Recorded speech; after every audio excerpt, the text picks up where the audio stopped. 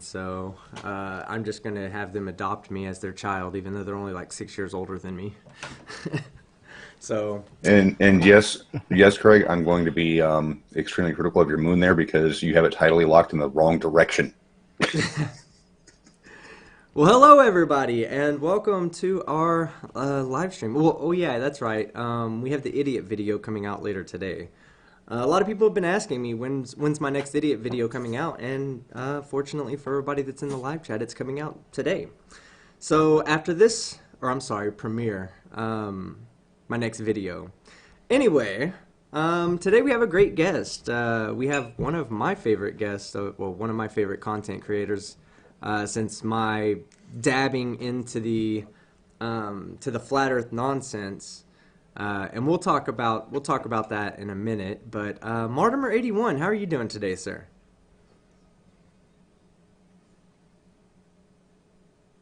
Is he there? Martymer, are you Hey. there? I'm doing fine. How are you? Oh, doing good, doing good. It took you a second to answer. I I'm don't know here. if we're on a Lag, huge. lag, lag, lag, lag. Oh, yep, Oh, lag, yeah. big time. Okay, Martymer, we're on a pretty big lag apparently. So if you will refresh your browser real quick.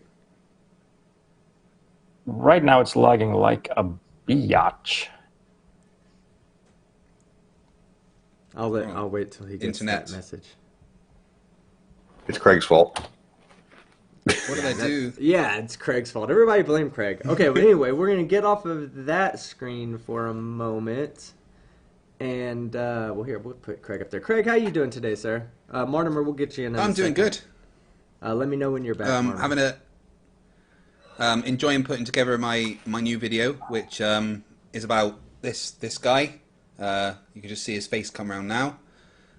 Yeah, so I've got episode 32 of First Idiots in production, and it's Riley's third episode that he's getting. Because he keeps saying so much stupid things. I was on his stream earlier today, and he timed me out, so I went back in on my gaming account, and then he timed that out as well. He doesn't like me for some reason. I think I hurt his feelings. Yeah, I would assume you have. Martimer, are you back yet? I think he hit F5 with another window highlighted, actually. Hey, how about this, Craig? I'm Up here, going yes. to give... Okay, yeah, let me see. Martimer, are you there? Yeah, I'm here now. Can you hear me? Oh, great. Yes. Now, lag's gone. So if we start lagging like Oh. that, all you Yeah, have to that's do better. is refresh your browser. Yeah, it took a while to refresh. But I'm Yeah, here. vMix is a good vMix is a great live production software, but it can be weird at times. So, okay, but Martimer, how are you doing today, sir? You're the honored I'm doing guest. fine. I'm doing fine. How are you? I'm well, I can say for certain I'm doing great. Like I said, we had Professor Dave on for our first real science or satire episode, and then you're our second guest, and you guys are powerhouses. And we'll talk about all that in a minute. But yes, I'm doing great for that reason alone. Also, we have the voice, Sean Hufford. How you doing today, sir? I could be better, but I'm doing all right. It was question one. Craig was wondering if I was going to show up or not because yesterday I had a migraine, and it turns out I got a massive toothache that's just killing me. But the show must go on, and there is no way I would miss the opportunity to actually have a chat with Mortimer. Yes. So, all right. So let's talk about our guest for a moment because for whatever reason, and last night I really kind of thought about this. Some of the people were like, I've never heard of Martymer, and I was blown away that they told me they had never heard of you. And I was like, how could you actually like flat earth debunking and have never heard of Martymer? And because you were one of the first ones that I was exposed to when I came into the debunking scene. My experience on YouTube was more of like I'm not going to say political commentary, but definitely more of those types of content creators, that we're talking about political views in Europe and here in America and whatnot. I didn't really follow them, but I did. That was my experience on YouTube. It took me having to deal with flat earthers in real life. Well, it wasn't even real life. It was on Facebook, but I guess at the time that was as much as real life could be. to deal with them to go, what are you talking about? You're crazy. And then I go onto YouTube and I start looking into Flat Earth, and sure enough, the three creators that I was exposed to the most were you, Cool Hard Logic, and Red's Rhetoric. And then slowly I started to find like a Greater Sapien and a lot of the other guys that were out there also doing Flat Earth debunk. But the ones that I was really exposed to were you three guys. So I can definitely say that that your videos were one of the first things that influenced what I do. So everything that if you watch my videos and you're like, oh God, why is this guy calling him a fucking idiot 50 times in one video? Just remember, it's because of you, Mortimer, okay?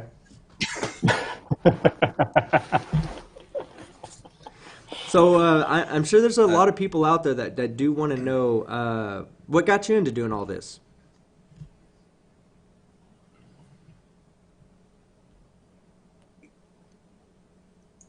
You there, Martymer? Uh-oh.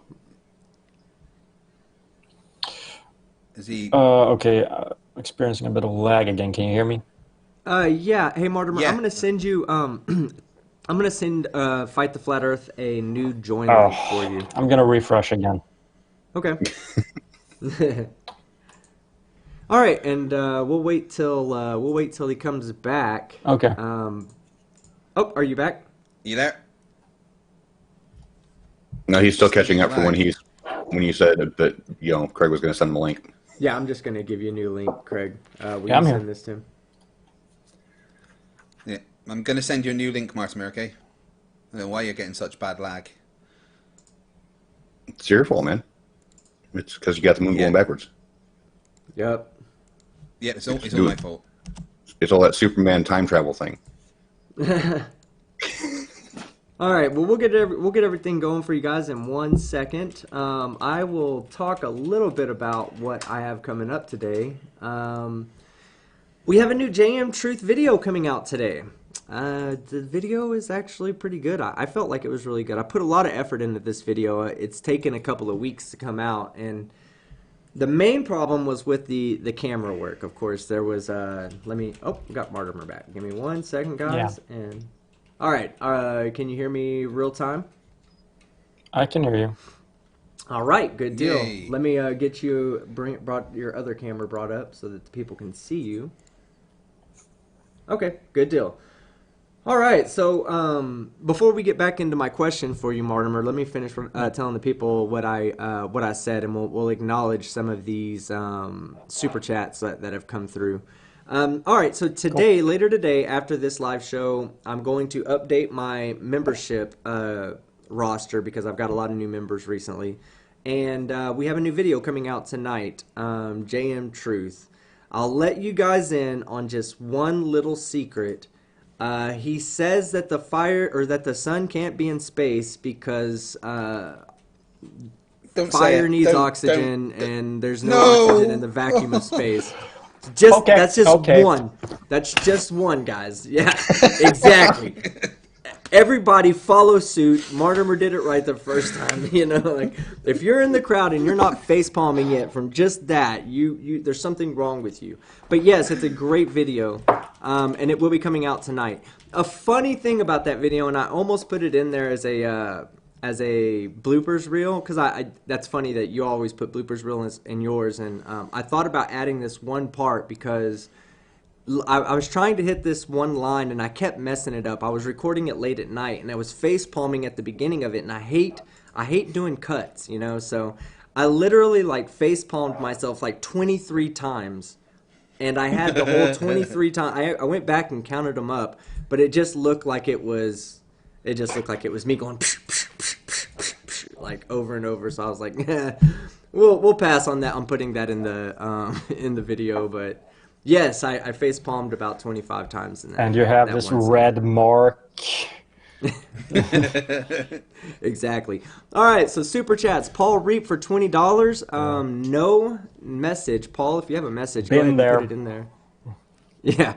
And then Nicholas Kincaid, $20.99 Canadian. Thanks for the laughs and keep it coming. That's the whole idea. Bring people like Martymer on who are not just fan favorites but are also extremely funny and talented. C4, Jimmy, JM Truth for Dumb Fuck of the Year. Mortimer, are you familiar No. with our Dumb Fuck of the Year award? I think he's on the lag again. I'm Yeah. familiar with something called that. I don't know if that's you. I think, wasn't it Red's Rhetoric? Yeah, who same did that? competition. Is that the same thing? Yes. Yeah. I tend not to follow that stuff because it's sort of you're dealing with the people who I consider beneath me, and I'm dealing with Jordan. Okay, so just so we get the order Well- of magnitude of stupid. That actually leads to a good Right question here. I wanted to ask you. I think I did vote in one of those on one occasion. I think it was for Jeranism. Yeah, he won that year. Yes. He won once. Yeah. Let me. But that actually leads to a question I wanted to ask you earlier. I don't.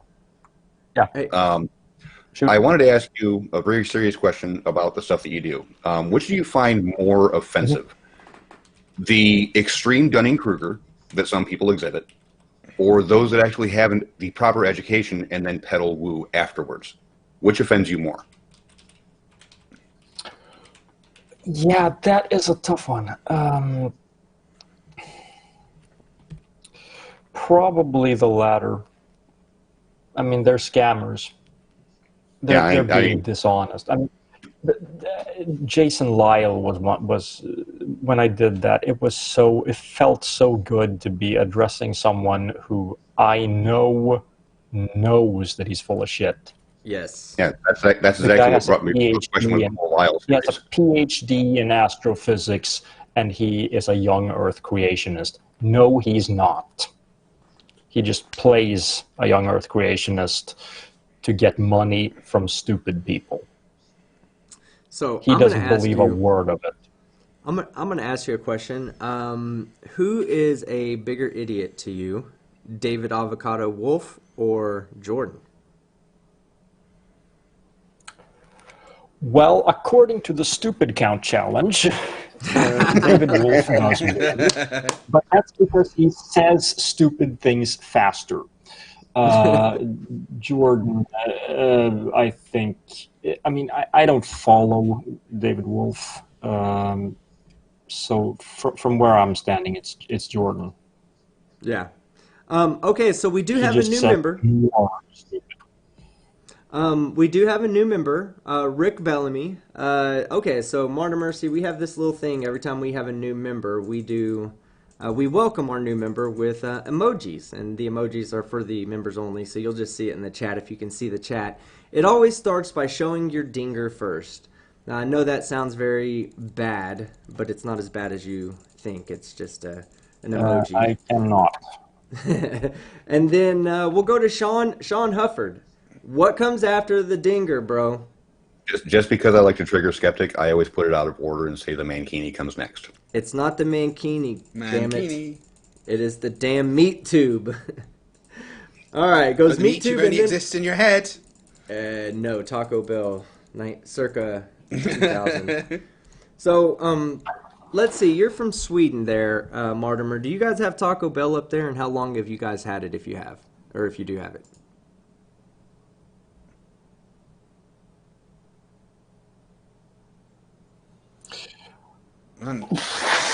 We have it. I can't tell you how long. Well, the I don't story know. goes that Team Skeptic is of the firm belief that Taco Bell used to have like a caulk gun made for meat. So that's where the meat tube came from. We think that he's just completely been Mandelaed. Because they've always had caulking guns for sour making it cream and guacamole. Martymer, listen. They squirted meat into one of my tacos, and I said never again, and I stopped eating Taco Bell at that point. That's not fair. You get it in Sweden. I don't have any Taco Bells in Scotland. I don't think I've ever eaten there. Good for well, you. You're not really missing anything there, Martymer. I think we have. I think we have one here in town, if I'm not mistaken, but I've never eaten there. Well, now they'll scoop it out with a proper scooper, but I'm telling you, when meat quality was substandard, when food service quality was substandard in the late '90s in America, there was no problem taking out caulk and sticking in a meat tube and just using the same damn machine and being efficient with it. I said no more. I can't do this. So, all right. So, yes. So tell us. Am I supposed to see a chat somewhere, or? A chat. Let's see. I can. On the if you look on the YouTube page or on the actual stream. Oh, Paste okay. the link. Okay, never mind. Yeah, if you guys want to get them a live chat pop out, that would be great. All right, so back to the question we had for you. What got you started in all this? I mean, everybody wants to know, especially the people that have been following you for a long time. They want to know the history of how Martymer became Martymer. Actually, I think he froze. Oh, there he is. Sorry about Not a problem. the hell. I have no idea what the hell is going on here. Where am I looking for the chat? Because I want to see it. Okay, in the vMix call, if you look in the side, if you move the mouse over the window, it comes up a little bar at the bottom. There's a little chat bubble. Click on that. It'll pull up the chat on the right hand side, and I link the well, you have to copy paste. Yeah, it to there is nothing in it. So really. Okay, it's completely blank. I'll send you the stream link on Twitter. Yeah. There you go. But while you're looking that up, my first introduction to Flat Earth started out with a Cool Hard Logic video, and then Mortimer's second episode of The Earth is Flat, Rory Cooper Says So. And that's how I, started to leave comments and stuff until I started getting banned for trying to correct people on things that they had incorrect, which is why I eventually started making videos on my own. So yeah, Martymer's been around. He's like first generation debunkers. Yeah. Well, your first video was what, 8 years ago? What is Roy Cooper videos? Yeah, I started my series was from before Flat Earth really took off. Mm-hmm. Yeah, didn't you do like a almost like a 40 questions about it or something like that? You did one for, I know you did one for the anti-evolution and creation, where you read pretty much just a list of questions and answered the questions as you read them off. But I thought you did one that was similar to that about Flat Earth. Yeah. But hands down, my favorite of all your work is the Why Do People Laugh at Spirit Science? I did one the other day. Did one where it was like. Oh, I'm sorry, I was wrong. You had the flat out wrong series. Mariah Ziller had the. I'm sorry, series. I'm getting a lag again.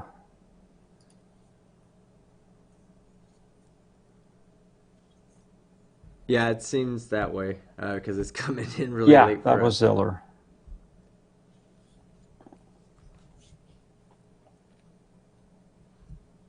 Let me try reducing my the amount I'm sending to you.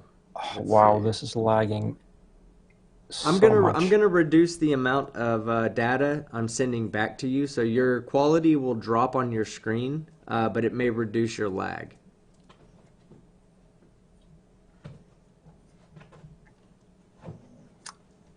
Yeah. And then just refresh it when you get a second. Try that. All right, and then we're starting to get calls to kill the camera just in case that might be causing an issue. Okay, that's the other thing, Mortimer. If you would like to, go ahead and kill your camera, and it will reduce the amount you're sending out as well if the lag doesn't change. Yeah, I can try.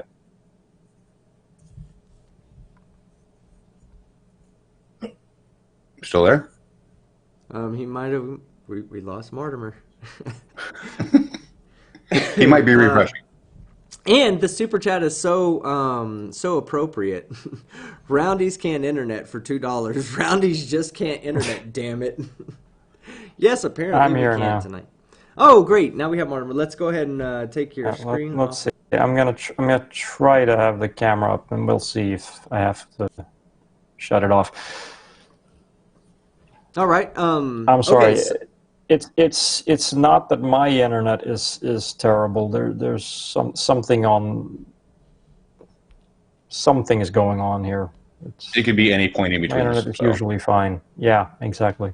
We typically just blame Fight the Flat Earth for everything. So by all means, just blame him.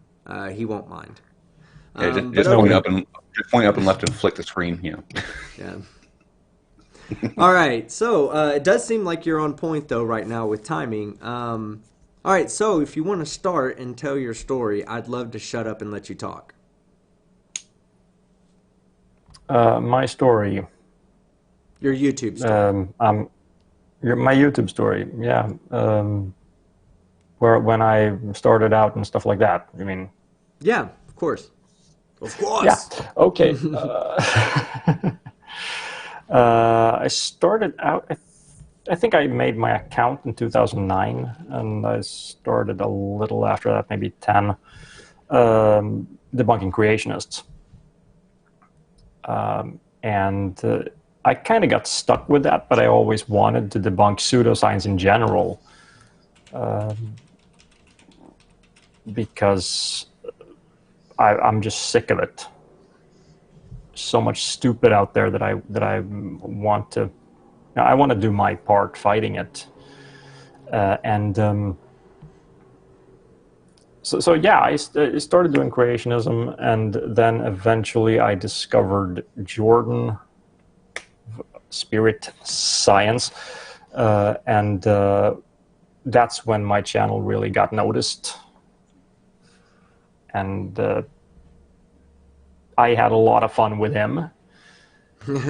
And yeah, and I did some other stuff as well, including some flat Earth stuff. I'm kind of surprised I'm regarded as someone who does flat Earth stuff, because I think I've done a total of 7 videos addressing the subject.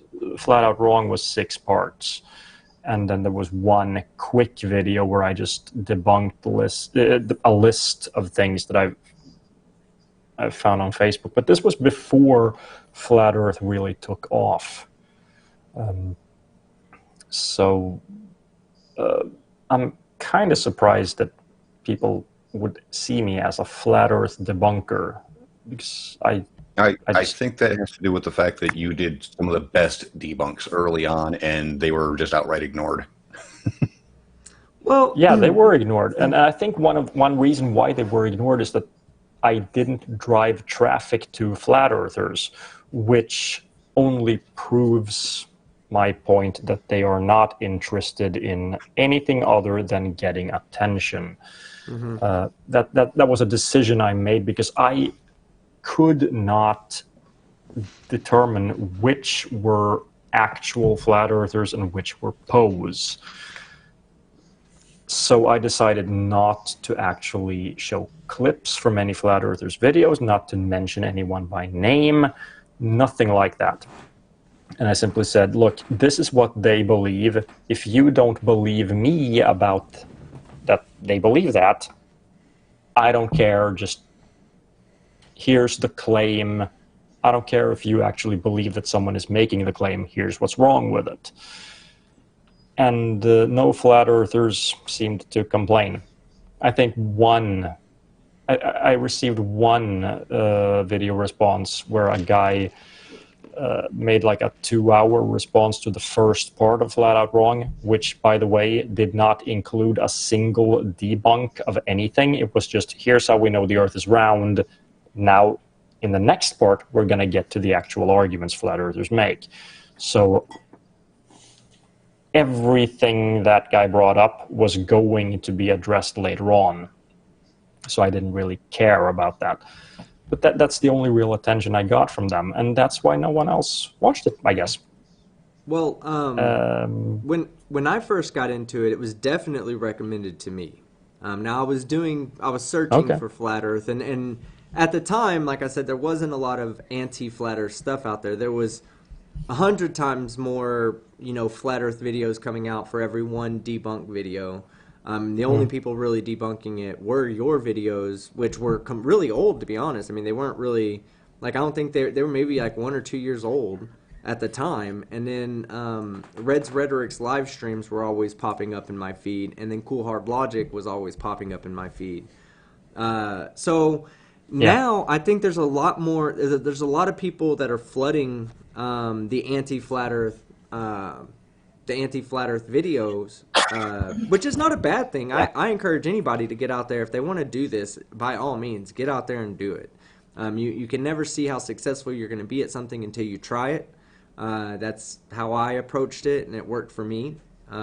So if you're out there, if you're trying to make videos or you think you want to start making videos, by all means, I encourage you to try it. But the fact of the matter is there's a lot of people that have started making videos, so it's easy to not see someone else's video because it's, being hidden by the algorithm, which is showing Yeah. newer material versus older material. So I can Yeah. understand That's that. true. Now, your favorite, like you said, your famous series was the Why Do People Laugh at Spirit Science? What I really want to know how it came about. Now, okay, the couple of things I've seen, I went back and I started to rewatch them again. One thing I noticed this time around that I didn't notice the first time around was your like to dislike ratio on your first video. 240,000 views, 5,000 likes, great likes, but 3,000 dislikes. Yeah. Jordan's That's people came at you, bro. yeah. Yes, Um, they did. Jordan linked to that video in one of his. Now that was going to be the other thing And I was going to say, because you said yeah. flat earthers don't really address you, when Jordan actually put a character of you in one of his videos, did he not? Yeah. He loves you, Mortimer, almost as much as I do. That's when you know that you've hit them with a good argument, and you've pointed out Yeah. things that they are getting wrong. Because, oh well, I'm angry now, and I'm going to talk about that person. So, I suppose him doing that for you made you know that you were doing the right thing. Yeah. Definitely. And I Now, actually had a bit of interaction with him after that. We talked on Facebook and stuff like that, and then, well, he turned out to be a complete psycho. So. Yeah, So not I've just seen wrong. some videos. I've seen some videos talking about him Yeah. and his Yeah. personal issues outside of that persona he likes to push. Yeah. Yeah. We basically. I had this really weird conversation with him once where it was just one day it seemed like, okay, we disagree, we're going to have fun, we're going to diss each other in videos, but let's keep it friendly. And okay, whatever, but then the next day it was like small talk, and then he started acting like I wasn't following the script in his head. I wasn't saying the things he expected me to say, so he just got pissed at me. And started like, oh, you don't want to talk about anything real. What? I haven't said anything. I haven't. We've just been exchanging pleasantries. He asked me what I was doing. I told him what I was doing. And then it just started, a lot of the pieces started falling into place. Other people had been telling me about his problems with, social interaction and stuff like that. And yeah, I'm pretty sure he's a psychopath, to be honest. He doesn't understand that other people are actually other people. He does not control them. Well, basic rule of thumb, somebody that you don't know on the internet that you actually spent time debunking starts asking you what you're doing throughout the day, it's usually a red flag that they're not well in the head. Possibly, or I was thinking he he's taking it with good humor or something like that. But no, he's nuts. Hey, at least he didn't ask you what you're wearing. or better yet, what you weren't wearing. Yeah. And then, of course, I was told long before it actually broke, someone sent me a message informing me that Jordan had been accused of raping someone and all that stuff. And I actually got some inside information from people who knew not from her, but people who knew her were telling me on Facebook about things like, and I was like going, whoa, dude, don't tell me this. This is none of my business. Please just call the cops instead, And people were telling me things that, I didn't know what to take seriously. And I'm trying to be a good skeptic. It seems to be a common thing that science deniers came. The recording came out where Jordan actually admitted to raping someone. Didn't surprise me one bit. Yeah, it does seem to be that people that are. It seems to be that people that are science deniers, from spirit science all the way up to idiots like Anthony Riley, they're not right in the head in more ways than just being stupid. Yeah, academically. Yeah. Yeah, I think part thing. of it is just reality denial. Reality doesn't work the way I want it to, so I'm going to pretend it works some other way. And that's not just how nature works; it's also how social interaction works. Did you see his flat Earth video? Did you see his flat Earth video? Jordan's flat Earth video. I responded to it. Oh, you responded to it. Oh, I didn't even see that. Yeah, that's the most recent Why Do People Laugh at Spirit Science. Except for the one that I am editing at the moment. Oh, Skeptic, yeah. I'm going to say one thing. I'm going to say one thing, Skeptic. Ring the bell. Ding, ding, ding. But did you just call me Septic? If you did, Sean, you're dead to me. I called you Skeptic. It's just I got a toothache, so shush. Oh, that's right. I forgot.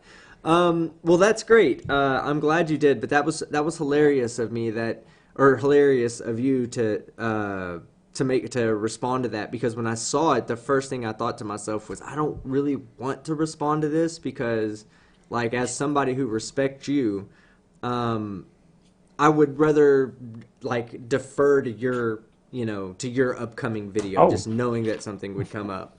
And there was one thing I'm going to tell you. You did have a direct influence on my channel, and we were talking about this earlier, but one of the things you said to me that has stuck with me since video 1, right? And I definitely heard this before I started my channel, and because when I started my channel, I was like, I always got to remember to keep this point in mind, because it's the only way that I'm going to be successful in this. And you were talking about how you were explaining why you make videos, and you were like, yeah, because people love to see the skeptics reacting to this, and they love to see our expressions. And you said that in a video, and it was that one line that you said there talking about that the audience loves watching a skeptic react to the nonsense. And I was like, that's going to be what my whole channel is going to be. How my channel is going to be formatted, but how I want to approach each of these videos. So you definitely had that impact on my videos. Even to this day, I still remember that line and saying, be sure to be that entertainer, because that's what they're here for. Yeah. They're here to watch our reactions. Yeah, most people who watch skeptic videos are skeptics themselves and won't fall for the bullshit. They come for the entertainment and maybe to learn the occasional thing they didn't already know. They don't come to hear that, you know what? The Earth is actually round. Right. They know that. Yeah, they know that. Exactly. I mean, me and the team and me, we both get a lot of flat earthers watching our videos and commenting on our videos. Didn't you do a video about flat earthers' comments?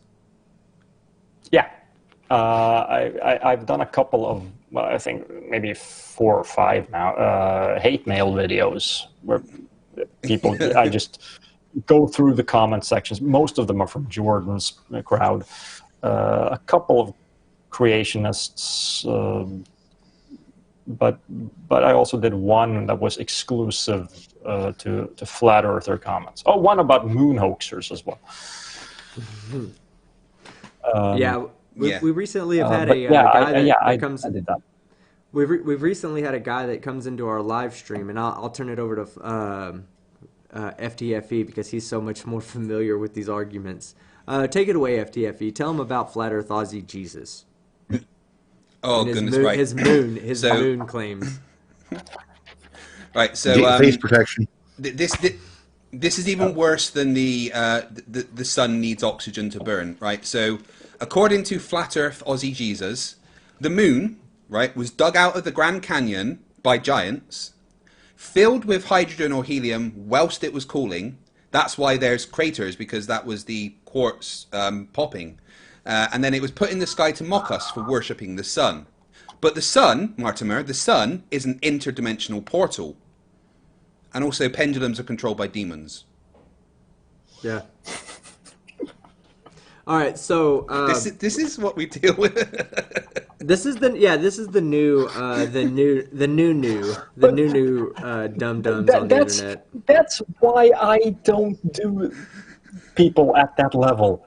There is nothing to respond to. Oh God, you know, you're so right. And I was going to bring that point up about spirit science. When you watch spirit science, it's like when he talks about there's wheels inside of you. I mean, there's one answer. How come we've never found wheels when we do autopsies? You know? Yeah. I mean, that kind of eliminates your argument. But I see what you're saying. You're talking from a metaphorical standpoint. And I'm sorry, but there's no way to prove or disprove metaphors because they're metaphors. Yeah. You know, I mean, there's not really an argument other than to just kind of make fun of what they're saying. So I definitely understand that.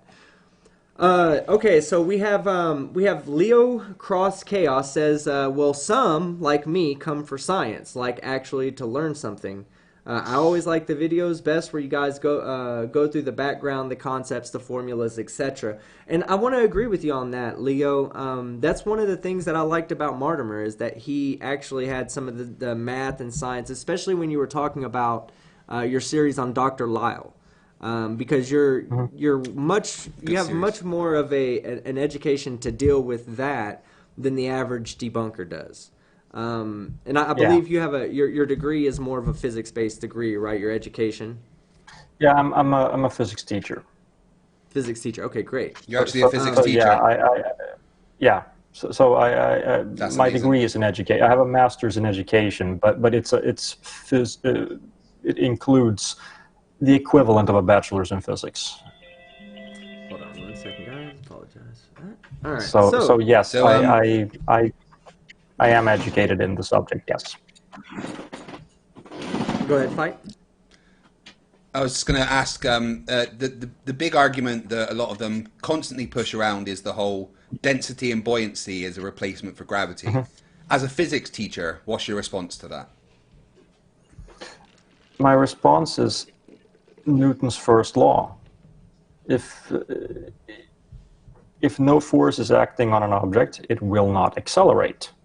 So if you take an object and make it neutrally buoyant, why is it not going up? Why is it neutrally buoyant? The buoyancy is pushing it up. What's pushing it down to prevent it from going up? This is where you cue desert file. Oh, I must have used that. There is a force pointing down. Now, then we can discuss what is that force? What is the cause of it? What is the mechanism? But to say there is no force pointing down, there's just buoyancy. Well, that just indicates a fundamental misunderstanding of the most basic principles of physics.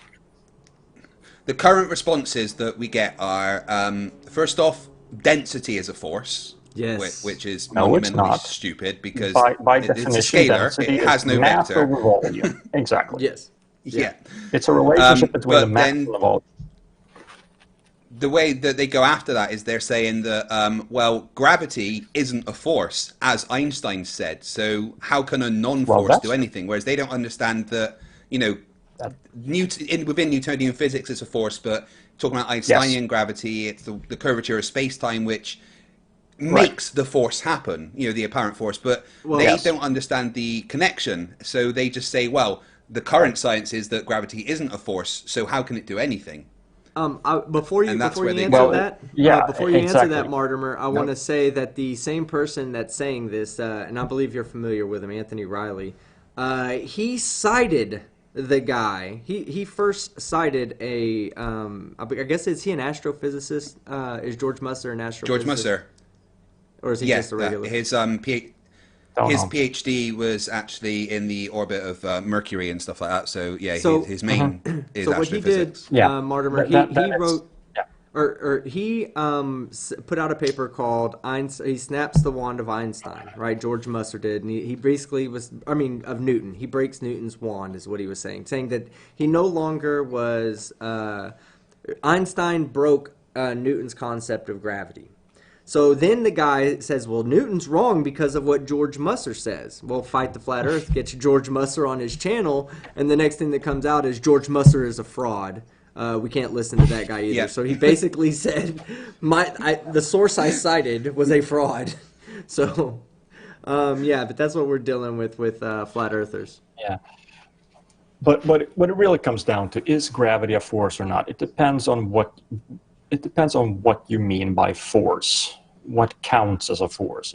If force is simply mass times acceleration, then yes, gravity is a force. But that's not how general relativity works. In general relativity, a force is not simply mass times acceleration. It's different ways of approaching physics, and one works very well in everyday life. That's the Newtonian version. It works wonderfully in everyday life, where you treat gravity as a force. And a force is simply mass times acceleration, or change of momentum over time, to be technically correct. That's mathematically equivalent. But it turns out that this approach does not work in every situation. There are situations like the orbit of Mercury that you mentioned that has anomalies that cannot be explained that way. So you need a more generalized version that works even under extreme conditions, or what we would consider extreme conditions. And it doesn't work if you treat gravity as a force. Then you have to instead look at how acceleration works. Newton's first law should be rewritten, really, and say, instead of saying that an object will continue to move as it moves unless it is acted upon by a force, it should say an object will move along a geodesic through space-time until acted upon by a force. Gravity is what determines what the geodesic looks like. In other words, you do the thing I like to do is draw a line on a piece of paper. That is a line between 2 points. That's a geodesic. It's the shortest path between 2 points. Okay, now let's bend the paper. Now the shortest path between those 2 points through the paper, not the cheat where you just connect them through space, but on the paper, is now a curve. Space is curved. Yeah. The shortest path is no longer a straight line. That's how gravity works. So it makes objects follow curved trajectories without any force being involved. But you can treat that as a force and say, no, space is perfectly flat. The object is following a curve because it's being accelerated by a force. Under most circumstances, those are mathematically equivalent. The only real difference is that general relativity, if you want to do the same calculation using that, you need a freaking supercomputer. Yeah. That's unnecessary if we're talking about rocks dropping from your hand. Right. I tried to explain to them that Newtonian gravity and Einsteinian gravity, they do explain the same thing, because you can derive Newton's law of universal gravitational attraction from Einstein's field equations. Absolutely. But that again shows you how the Einsteinian view of gravity is far more complicated than Newtonian gravity. So Yeah, well, when you're trying to do yes. calculations around why things move in a force, why make it more complicated when you can just use the more simple equation Right. that actually works? Right. basic arithmetic Yeah. is a lot easier than tensor calculus. Yeah, exactly. Yeah, exactly. Exactly. I'm teaching my students in high school Newton's formula first year. Einstein's field equations, that's high undergraduate to Yeah. graduate level. I have come across undergraduate textbooks in relativity. They are not particularly good, I think. The ideal way, in my opinion, to study general relativity is at the graduate level. Yeah. And yeah, that's just not necessary if we're talking about rocks dropping from your hand or a moon orbiting a planet. It's only... But the way that flat earthers then take it... a black hole, that's a different story. Yeah. But then the way the flat earthers take it is that, Newton said this and Einstein said this. Well, that means that Newton was just wrong, so we can ignore everything he ever said. They don't get the fact that science is self-correcting and advances, and we learn more and are able to explain things in more detail. You're forgetting the second part of that argument, though, Greg. After they say that Newton was wrong because Einstein said so we can disregard Newton, then they turn around and say, well, gravity's not a thing, so we can disregard Einstein. They're literally trying to throw away all of gravity by discrediting one and then saying the other one doesn't matter. Let me get through a few super chats right here, and then we'll get back on to the... And then I've got a question from the audience that I believe is a question that I wanted to ask as well. Okay, so we already read this super chat out, but I don't think I don't think your internet was working properly, so we need to go ahead and reread this one out because it comes from Roundies Can't Internet, and it says Roundies just can't internet, damn it. So there you go, Mortimer. I believe that one was directed towards you, sir. Darth Killer for €2. Winston Wu, is he better than Jordan? Who do you dislike the most? Not dislike personally, but dislike their content the most. Jordan is funnier. I do like the funny idiots. And okay, no. True. This is a true story about how I first discovered Jordan. My wife was working the night shift at the time. It was a weekend. I think it was a Friday night or something. And I was sitting at home, pretty bored. This was way before we had kids. So I was just sitting there alone, getting slightly very tipsy, and I was talking to some people on Skype, and I said, "Okay, I'm starting to get hammered. Send me some stupid." And my friend has never been the same since. Obliged and sent me something about, because he knew I was a math geek, so he sent me. I think it was Jordan's video about sacred geometry. Oh, that's a good one. And I watched it. Was like, what the hell is this? And I figured I have to just start from scratch, watch, because that was like Spirit Science 5 or something like that. Yeah. And I figured, okay, I'm gonna start from the beginning. I'm watching the first one. So the way Cal tells the story is, I went dead quiet for 15 minutes. And the next thing I write in the Skype chat is, I literally laughed so hard I fell out of my chair.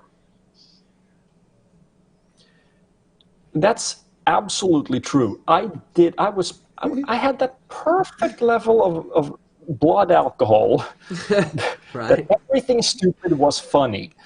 So when I watched Jordan's videos, I was laughing so hard. I lost control. I just fell out of my chair. Just record that.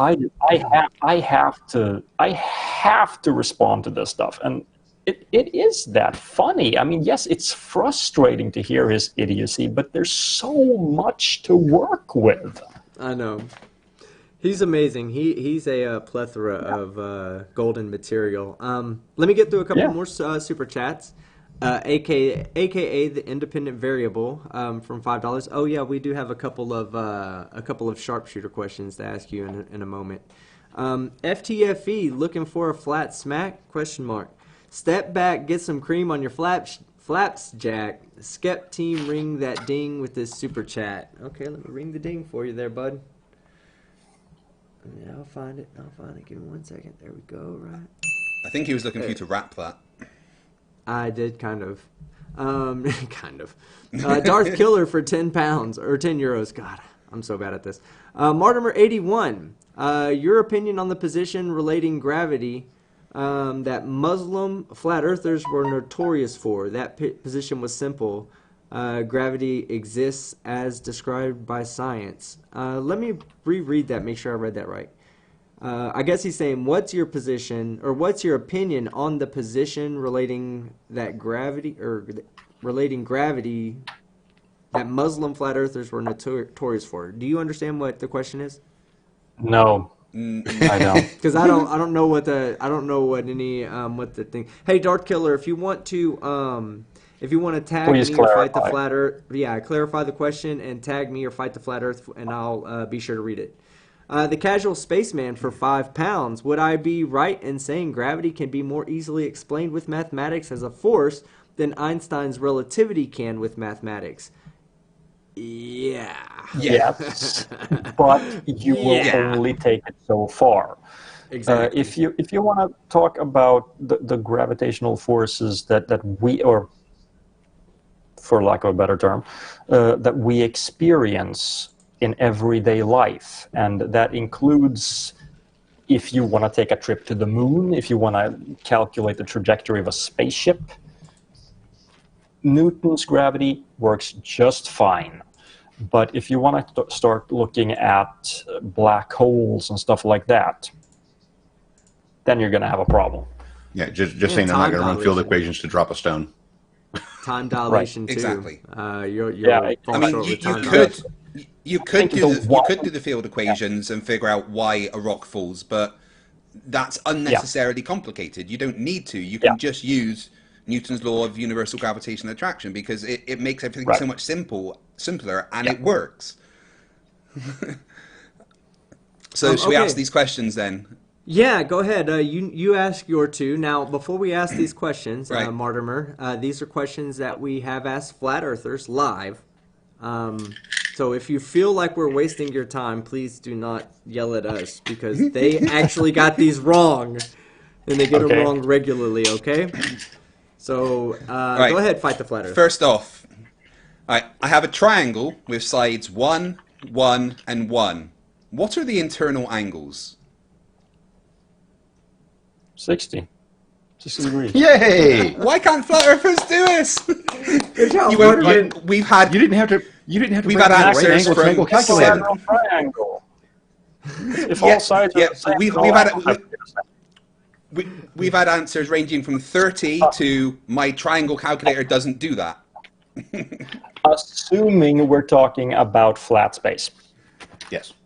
Yes, obviously, if you're talking non-Euclidean geometry, then the internal angles of a triangle will always equal more than 180 degrees as the fifth postulate changes. It could actually be less. It could be anything. Are you sure you didn't need to break out a right angle I triangle suppose if you're talking calculator about for that equilateral hyperbolic triangle? geometry. Yeah, exactly. Yeah. I'm sorry. I need to go run and check on a baby. I'm sorry. Yeah, go check on your baby. No worries. I'm going to mute myself. All right, and also message to Darth Killer. I saw your message from Mortimer. I will ask him that for you when we get done with the sharpshooter questions, and then I'm going to ask him a quantum mechanics question as well. Yeah. So he got a couple of super chats there as well. Yeah, I'm going to read them while he's here, just in case any of them are directed to him. So guys, if you leave a super chat and I don't get to it immediately, don't worry, I'm just waiting for natural breaks to read those super chats out. Not to mention, also, we have a donation link in the bottom. I'll be checking the donation link. I'll do that right now. But I'll be checking the donation link as well, and any questions that come in there, I'll be sure to ask those as well. Yeah, what's up? So earlier when I was watching Sleeping Warrior, because, you know, that's always good for a laugh when you get up, he finished his stream, then he went over to Arwen's channel for Flat Earth Early Bird, right? Yeah. And then on Flat Earth Early Bird, he made the claim that at 85 degrees latitude, the dome is 18,000 feet high. What? That's Yeah. less than 4 miles. Yeah. Okay. And his reason for this was that there was an encyclopedia from the 50s that mentioned about planes hitting something at 18,000 feet. Whereas if you actually look into that encyclopedia, they're talking about like planes flying into mountains and stuff in bad weather and things like that, and to do with Admiral Byrd. But he basically made the assertion that at 85 degrees latitude, around about the South Pole, the dome is 18,000 feet high. So he's made a positive claim about the height of the dome now. Well, to be fair, he's made a positive claim inadvertently about the height of the sun. Yeah, true, because the sun must also be below that. Well, no. Yeah, when I actually got my thermal camera, Anthony said that there would be no way it can see past 1,800 feet. So I took it outside and looked at the sun, and it was at 37 degrees, which would place the sun directly the space directly below the sun on Earth, if Anthony was correct, would be 1,400 feet away from me, 1,037 feet up. He didn't think about that when stupid. No. All right, Mortimer, are you back and ready? Yeah. All right. Go ahead. Next question, and this was one that JM Truth famously got wrong. 10 to the negative 17. Is that a positive or a negative number? Positive. Yeah. The expression. Not according to JM Truth, who calls himself a research scientist and a physicist. He claimed and then doubled down that that was in fact a negative number. Okay. One more time. Yeah. Yeah. Oh man. Okay. That's actually the guy that I'm covering in my video I'm releasing tonight. Go ahead, Mortimer. I don't know if that's generally the case, but in Sweden, that's elementary school math. Well, here's some more elementary. Here's some more elementary school math for you, Mortimer. This is one of the other sharpshooter questions. And since you're such a math guru, what is 5 divided by 0? Error. It's undefined. Yeah, undefined. Oh, hey, but here, Mortimer, I have a question for you. Now, this one's a little bit harder. What's 0 divided by 0? Undefined. Ill-defined. It's a set of all numbers. 0 divided by 0 is actually the set of all numbers. Okay, right. What's the other question? Right. So, in an experiment, if time is a variable, what kind of variable is it? What do you mean? Well, that's a trick question if you ask it that way. Can time be the independent variable?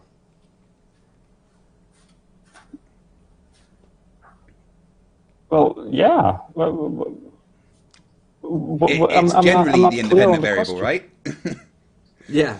Well, so, right. Yeah. Sleeping Warrior's position is that... Yeah, sure. Sleeping Warrior's position is that we don't understand science and don't adhere to the scientific method because we say that in many experiments, time can be the independent variable. Where Sleeping Warrior says that time can never be the independent variable because we can't manipulate time. And he sticks to the very narrow definition of an independent variable where it has to be manipulated by the experimenter. But, of course, we can manipulate time by changing the amount of time that passes. Yeah, it's easy to manipulate the time that...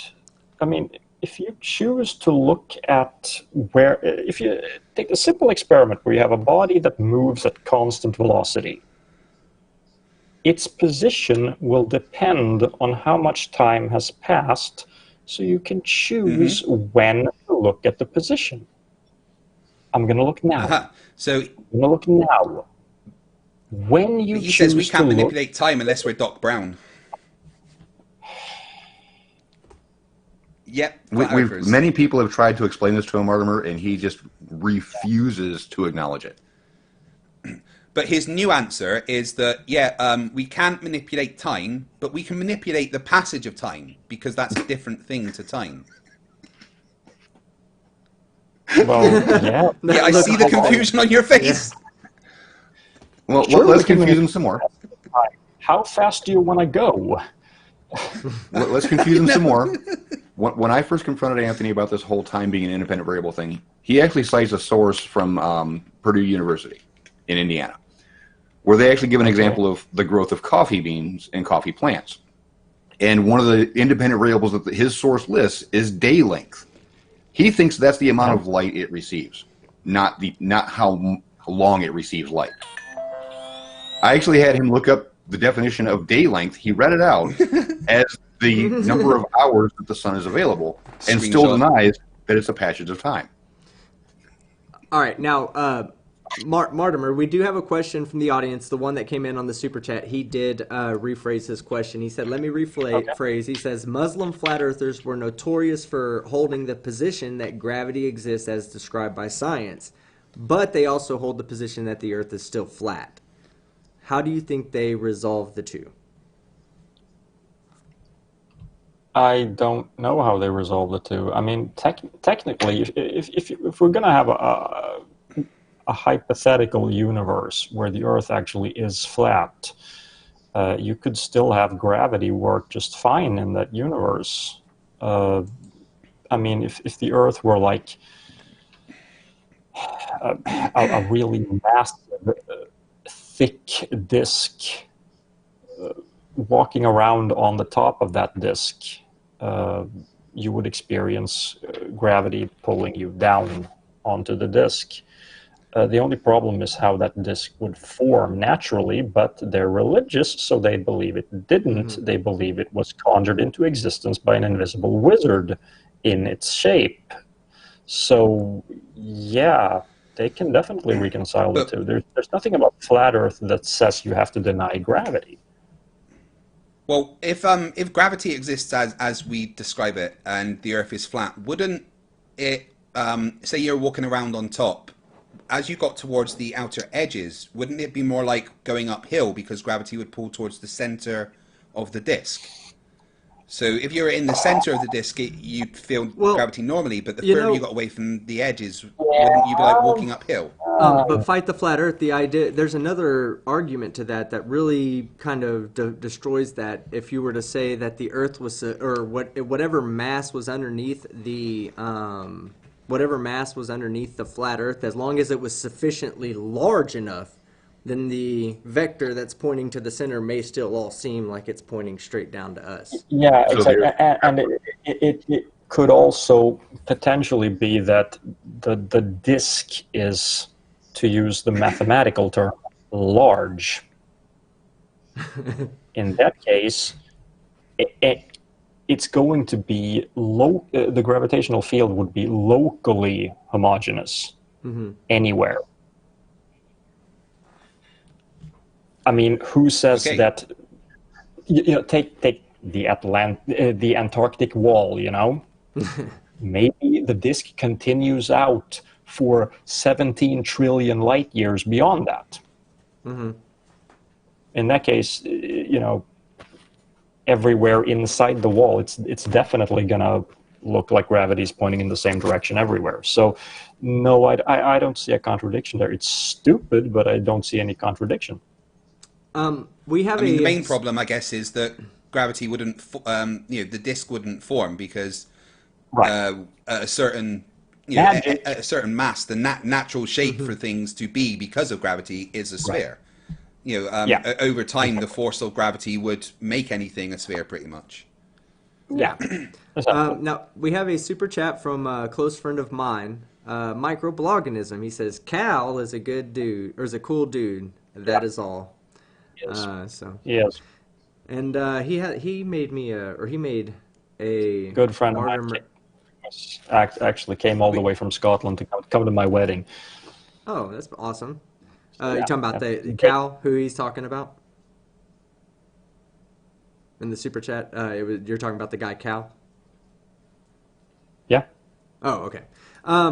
B-ball for life for $5. The saddest aspect of life right now is that science gathers knowledge faster than society gathers wisdom. Yeah, I'm a harsh critic of how society weights sports, and I love sports, but they weight sports more than they weight science.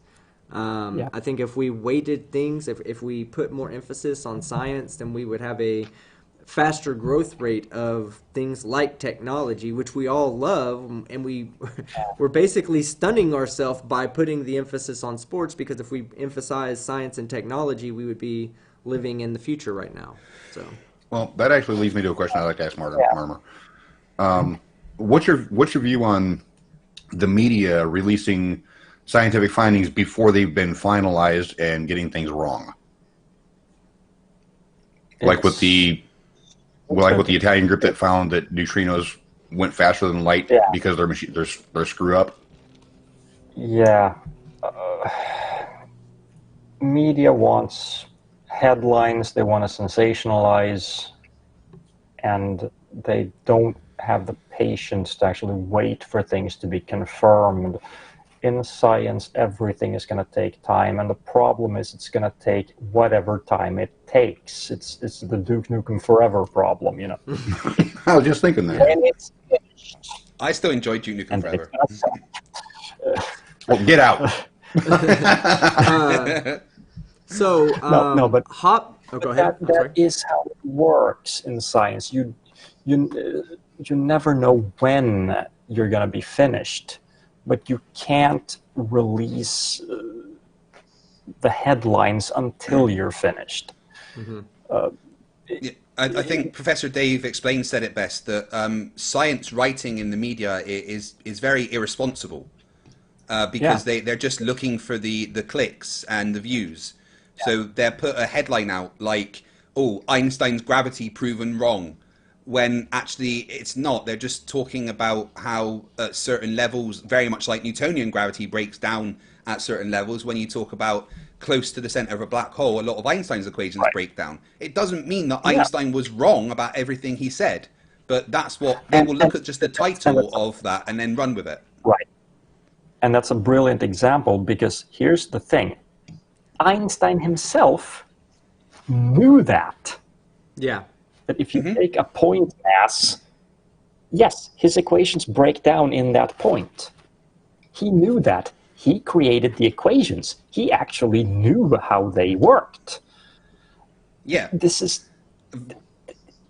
And I not brought that only up before. I brought that up before not too long ago. I said that, that's one of the beautiful things about science, is that we're at the point now where we understand the scientific process enough to know that everything we're working with now is a broken equation that will one day be supplanted by something better. And that's pretty much everything. Once we get a unified theory, then all of it goes away, because then the unified theory just replaces it all. Yeah. Yep. Now, I have a question. Go ahead. It wouldn't be practical. Right. It's not practical, but it works. It's practical for particle physicists, but it's not practical for people like myself, or anybody that's using GPS. A particle physicist is going to use the classical equations when they work. Yeah. Because it's going to be so much easier. Now, I have a question for you. Well, let me get through these super chats real quick, and then I want to ask you a question about quantum physics. Hopswatch for 20 DKK says, Hopswatch says hello. Cheers.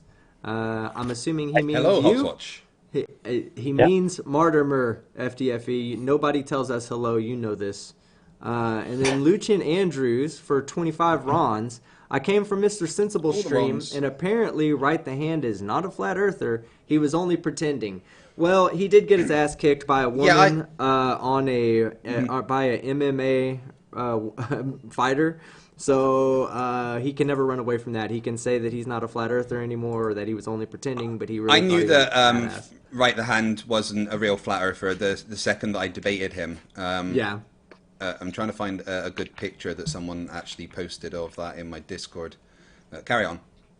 And then Marius Ocamp, I hope I said that right.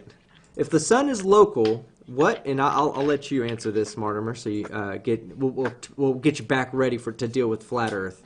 If the sun is local, what is it that illuminates the stars, planets, moon, and space to make us see it? Provided they are outside of the dome. Magic? If inside or within the dome, please discuss. Well, they're not inside or within the dome because there is no dome. So Put me full screen a sec, team. yeah, hold on one second. If you're asked, I don't know that flat earthers claim that the sun is the only light source. Don't they claim that the moon is a light source and that the stars are light sources? Yeah, we've recently had to deal with flat earthers who think that moonlight is cold. Have you heard that argument yet? Yeah, Oh, not God. clear on exactly what that means, Okay. but yeah, I've heard. So we'll let Sean take that one, but I do want to, before we get to the moonlight is cold argument, I want to ask you a question because I'm looking at trying to bring a major physicist in to speak about this. What is your interpretation of quantum mechanics? Do you like the many worlds theory Yeah. or interpretation, or do you like the Copenhagen? Copenhagen is a bunch of shit. Wow, me and you, it's a shame you're married, because if not, I would have been proposing to you right now. Copenhagen is a remnant that it's still used for pedagogical purposes. Mm-hmm. It's the easiest way to introduce quantum mechanics. Yeah. And I understand why, as a teacher, I definitely understand why. It gets rid of all the weirdness, except that you reach a point where if you're going to stick with that, you have to accept things like non-locality and the existence of hidden variables and all kinds of crap that just Before we get to I never want to say that I'm ignorant on something, so I need to have you spell pedagogical because I have no idea what that means. Spell it. P-E-D-A-G-O-G-I. Well, logical. Whatever. I suck at spelling without writing. Pedagoglical.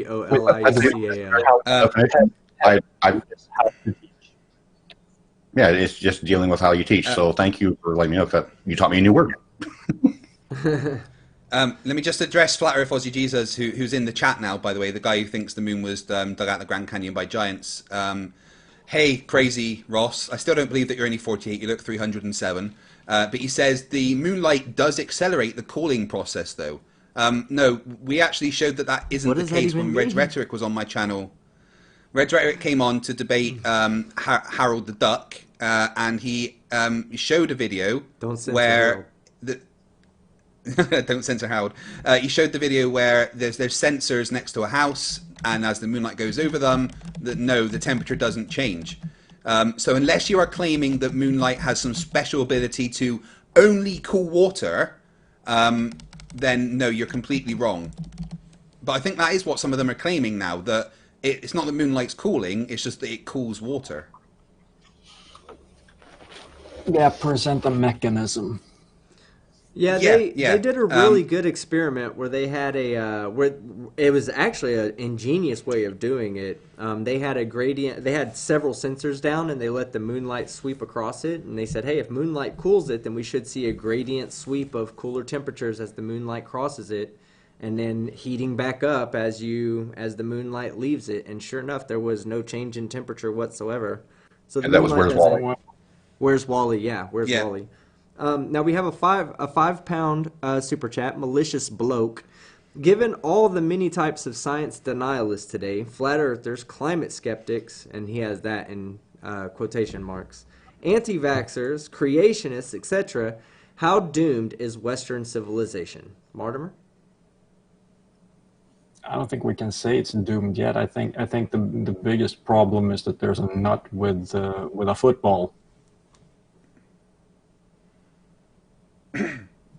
Granted, took me a second to realize what you're talking about, but yeah, I'll grant you that. Yeah, I'm talking about the bag called the football, the briefcase with I know. the butt. Yeah, I think that's a more immediate problem. But yeah, as for climate change, that's scary. But it's also a lot of the alarmists have the timeline wrong. Greta Thunberg, for example, she says her future has been stolen. We don't know that. It could be a couple of generations away, unless we start doing something about it. Yeah. Yes, it's a problem, but it's not a tomorrow we're dead problem. There's still time to act on it. And yes, it is serious. We need to take it seriously. But if we do take it seriously, then we can prevent disaster. Anti-vaxxers, it's going to take one major pandemic to get rid of them. Yeah, that's an unfortunate. That's unfortunate that it's going to have to come to that. Sadly, a lot of innocent people who weren't anti-vaxxers themselves are going to die as a result. But when shit hits the fan, people will realize that being an anti-vaxxer is kind of stupid. So even if they don't die out literally, they're going to die out figuratively because they're going to get vaccinated. That's what we brought that up about flat earthers, kind of. We said, what's it going to take for flat Earth really to die? And it's commercial space travel. But at the same time, because they're never gonna go for it. They're gonna say everyone who goes into space is faking it. They actually still believe that no one has ever traveled on an airplane. Because everyone who's ever traveled on an airplane must be in on the conspiracy because airlines are lying about the courses that airplanes take. Oh, here's a good one. €5 from Darth Killer. Any plans to address like chemistry denial, like four elemental shamanism? And I'm gonna read the rest of it, but I want to ask you: are you familiar with a channel called Peter and Pete? No. Good. Oh my gosh, Mortimer! They don't think water's has any oxygen in it. It's not H2O. Cool. It's not made of H2O. It's made of water, the element water. Yeah. Okay. Cool. The element water. Yes. Those idiots. I had them on one time. They're bad. Thing is, I don't have sufficient knowledge of chemistry to address bad chemistry.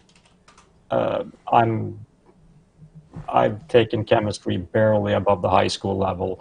I can talk a little bit about why chemistry happens, because it does come out of physics, but when it comes to how different substances react or stuff like that, that's outside of my area.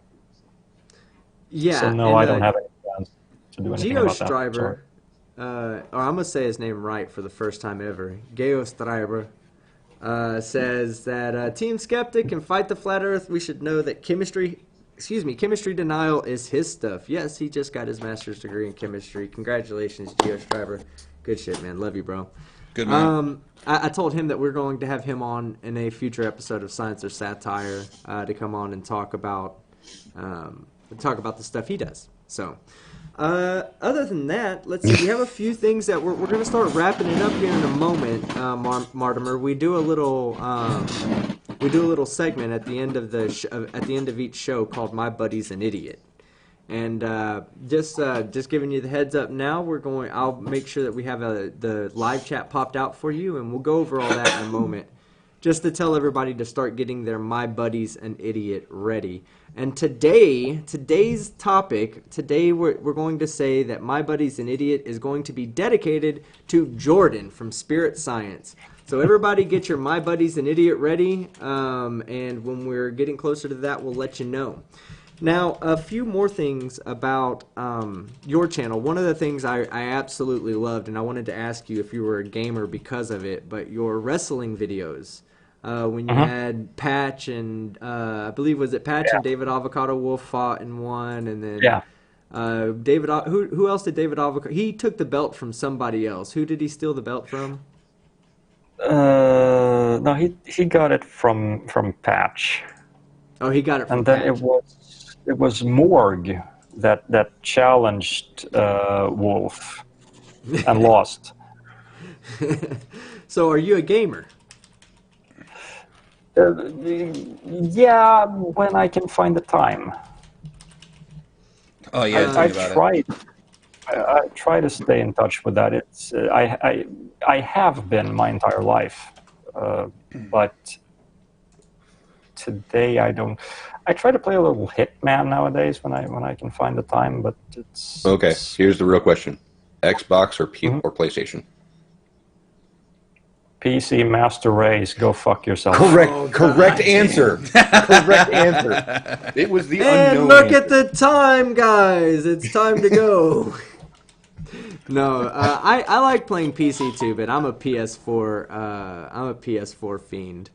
So, I guess Sean. Yeah, I'm just leaving now. Bye. Yeah, I guess. Well, yeah, but nobody cares about you. Your Xbox. I don't mind consoles. I just don't think it's console exclusives or that I'm actually interested in are so rare that I can't justify buying a console, because I still need a decent PC for video editing, and I can play any game I want to on it. So Well, I you stick to PC. I just can't mouse and keyboard. Yeah, I can't either, man. I try. I can't do shooters on a controller. Oh, nobody likes Sean A either. shooter's though. on controller doesn't work for me at all. Oh, Mortimer's just trying as hard as he can to not be invited back. Yeah, I totally understand your position. Put down that little child's toy right there. Look how big that thing This is what You real need- controllers. You need 3 hands to hold it. Fight the Flat Earth. Are you kidding me? The PS4 is small enough. Yeah, look at it. You got giant hands. You were the one that. It's for little dug the kids, sun that's out of why. The Grand Canyon.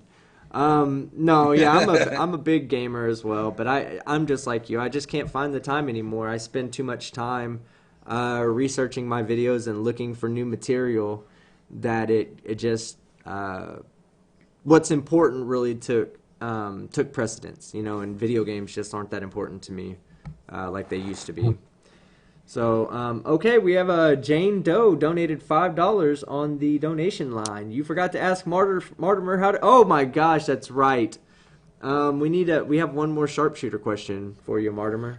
How do you convert meters to kilometers? Divide by 1,000. Yeah. You got it right. Yeah, but according to Nathan Oakley, you're absolutely fucking retarded, because no, he doesn't understand that it's a ratio. So I believe so he said. what? I believe he said that you have to, if you want to convert from meters to kilometers, you have to multiply meters by 1,000. By a that, yeah. Because you can't divide a number and get a bigger number. Yeah. That was his quote. You can't divide one number to get a bigger number. So many good facepalm like. We gotta stop doing this. Meters. You multiply that by 1,000, and so 1,000 meters equals 1,000,000 kilometers.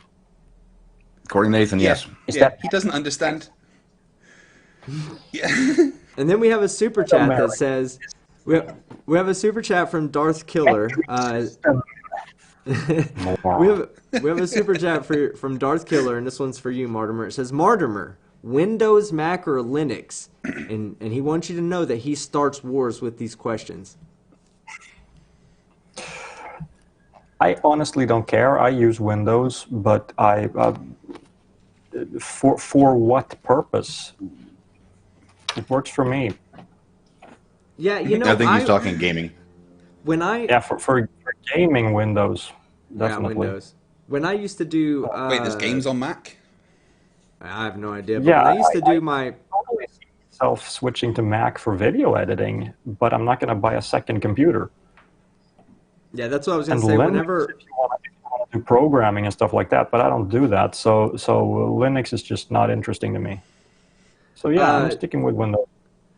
when I was in music, I used to do a lot of heavy editing for audio, and there was nothing better than the Mac to use it. I Yeah. could only imagine how good the Mac would be for video editing. Unfortunately, I use a PC for that. But if I ever had the opportunity to do an even swap back and forth, because my iMac lasted for almost 8 years without ever needing an upgrade. I think I upgraded its RAM. That was it. I mean, I didn't need to touch it after that, and it lasted for a really long time.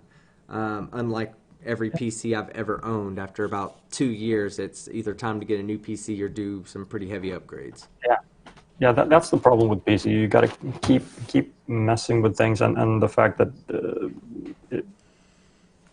all software, all hardware can conflict with something you already have in it and stuff like that. With Mac, everything works.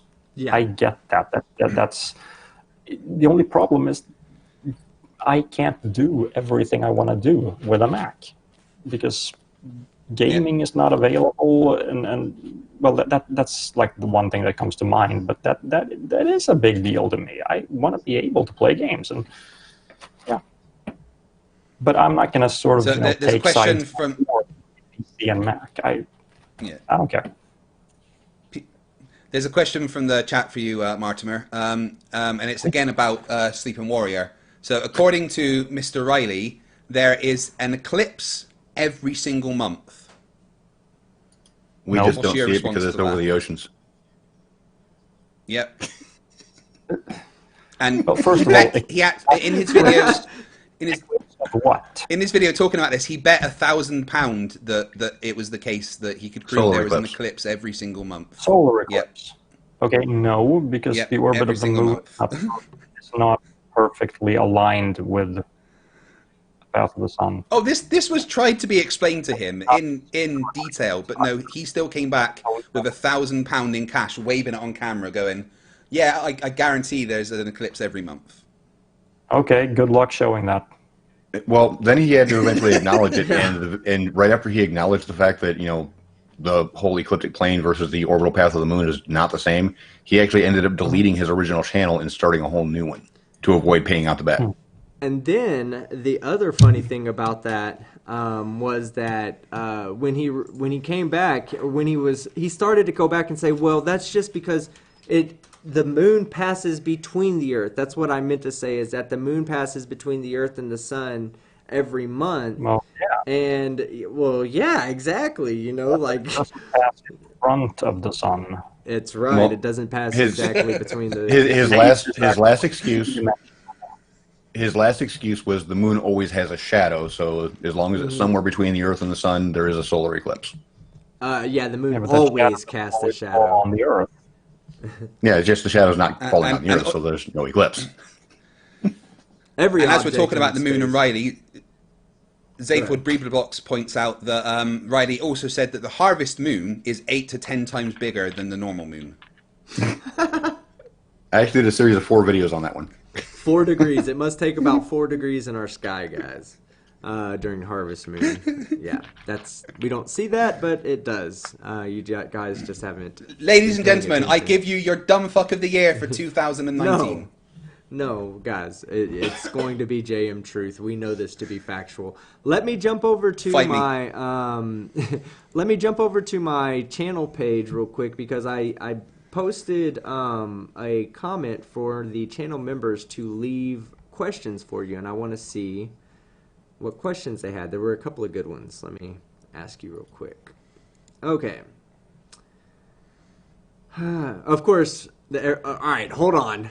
The very first one I come across, and I didn't even mean to say it, but that's the very first one I come across. Once to just hear the iconic line, and I can't say that I don't disagree with them with the need to hear it live. So do you think you can, of course, for us one time there, Mr. Mortimer? Of course. Awesome. Okay, so And pro Do I slice. need to- Go ahead. Yeah, you got to do the spin. Yeah, do the spin. Of course. perfect. There it is. I got it on cameras. Yeah. So Yeah, I'm the sorry. channel- It's kind of like you're calling, like, desert violating gravity. So you got to live with it for the rest of your Yeah. life. Oh, yeah, and- I've seen the memes. So ProSlice56 says, my question for Mortimer is, where the bleep have you been, and why have you let Jordan wander so far from the edge? And are you in a safe spot in Sweden? I'm definitely in a safe spot. The problem is I haven't been able to make videos because of my new family situation. I have 2 little kids. It's that simple. Yeah. I've Yeah, got children one take up big a lot of kid. time. I've got one big kid that bothers me like 2 little kids. So I understand. Yeah. Also, right. AKA the leech. Hopefully in a month or so things will settle down a little, because then both of my kids will be in daycare, and I can probably find a few hours a week when I can actually squeeze in some video making, and then hopefully I can increase my production again. And then we had a happy birthday shout out to Quantum Reach Around. Happy birthday, man. Let's see. Oh, yeah. Okay, so none of my Patreons submitted any questions, and I only got one question from my channel members. So this is kind of a new thing we're doing. You're really only the second major guest to come on. So, we do have a super chat. Darth Killer, €5. Martymer, did you know that we have no outer space ever? Orphan Red using quantum physics. Oh, that's a good topic we'll talk about.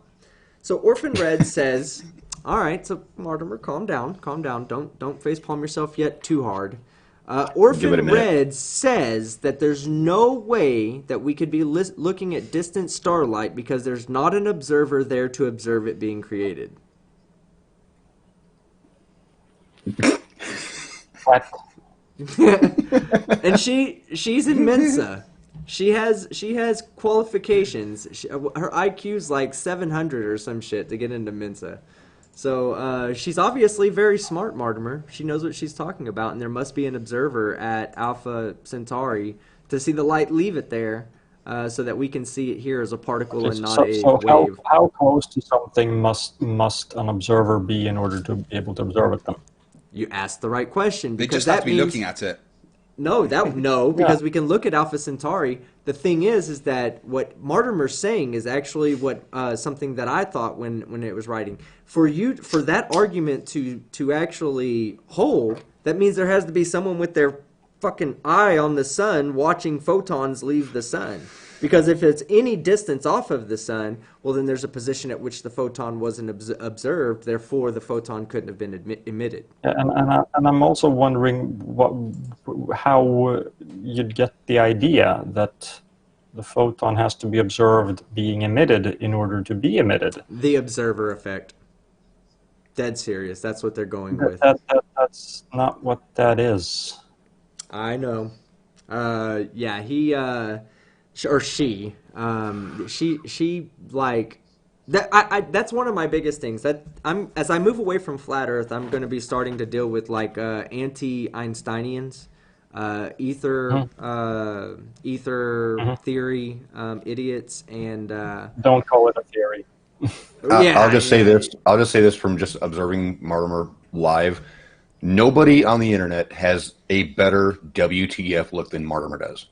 Yes. Mm-hmm. Followed by the WTF facepalm. We definitely need to get a shot of that. But and Quantum Woo. Quantum Woo is one of those things where I just sit back and go, don't say that. If you don't know what you're talking about, like this guy the other night in a live chat, in a live stream, he started talking about quantum physics as a explanation of light and a few other things. And so I just asked him this very basic question. I said, okay, if you want to talk about quantum physics, let me ask you this question. What's a wave function? And he was like, what? And I was like, why are you even talking quantum physics? Why are you even bringing up the word quantum? Yes, Harold. Stop censoring. His name's Howard, but I would refuse to call him Howard until he, stops being a damn Poe. So I called him Harold the whole time. Hashtag don't censor Harold. Yeah, don't censor Harold, guys. But yeah, I asked him that question, and he sat there, and I was just like, "Why are you even bringing up quantum mechanics as an argument for your position if you have no idea what even the most basic thing in quantum mechanics?" And I asked him about a wave function because it's the most basic thing in quantum mechanics for you to be able to talk about, and he couldn't even tell me. He was lost. He had no idea what I was talking about. One thing I like to do is write down the Schrödinger equation and then just ask, what is this? Oh, I did it even better than that. If you can't answer that, you haven't, because seriously, that is lesson 1 in quantum mechanics. So I told him when I asked the question, I said a layman's description or the name of an equation will work. Either one of them. Because if he had said the Schrödinger equation, I'd have been like, okay, yeah, you at least get past the does he at least have basic knowledge of quantum mechanics. And so yeah, that's the other thing that gets to me. Like I'm a huge fucking fan of Deepak Chopra's like voice, his meditation voice. But I hate the fucking fact that he tries to talk, excuse my language, I hate the fact that he tries to talk about this idea that you can control your destiny through quantum mechanics and thought. Right. Thought, prayer, and quantum mechanics. And that's not true at all. No. Okay, I want to see if I can get a WTF look out of Mortimer real quick. One claim that I've heard that is really, really interesting is, does light travel, or do you just see it with your eye? What's the? Yeah, it's just there. That's an actual claim or a question. It's because it travels and hits our eyes. It's. Yeah, but according to Flat Earth Aussie Jesus, again, light and daylight are different things because God said about there being light before he made the sun or something.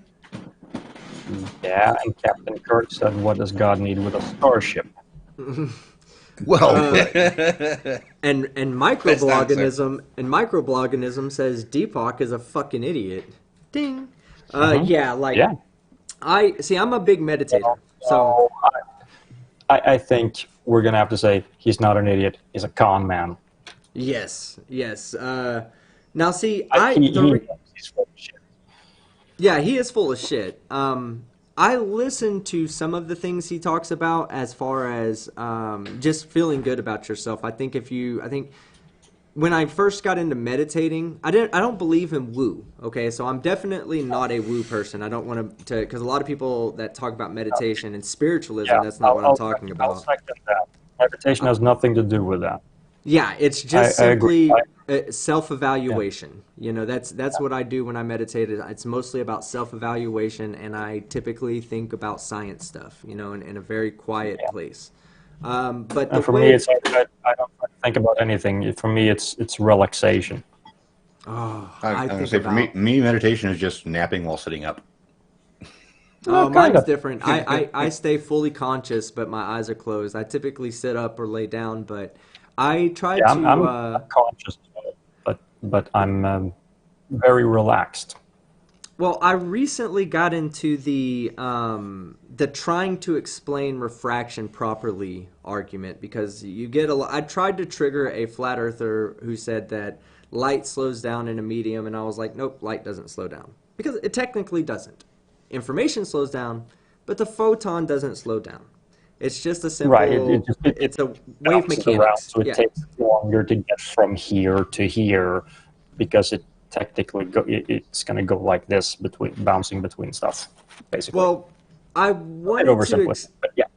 Yeah, I wanted to explain that in a way, and that's what it just led me into all this different path. And I, went out and bought Richard Feynman's QED because I finally decided I wanted to read a science book that wasn't a textbook.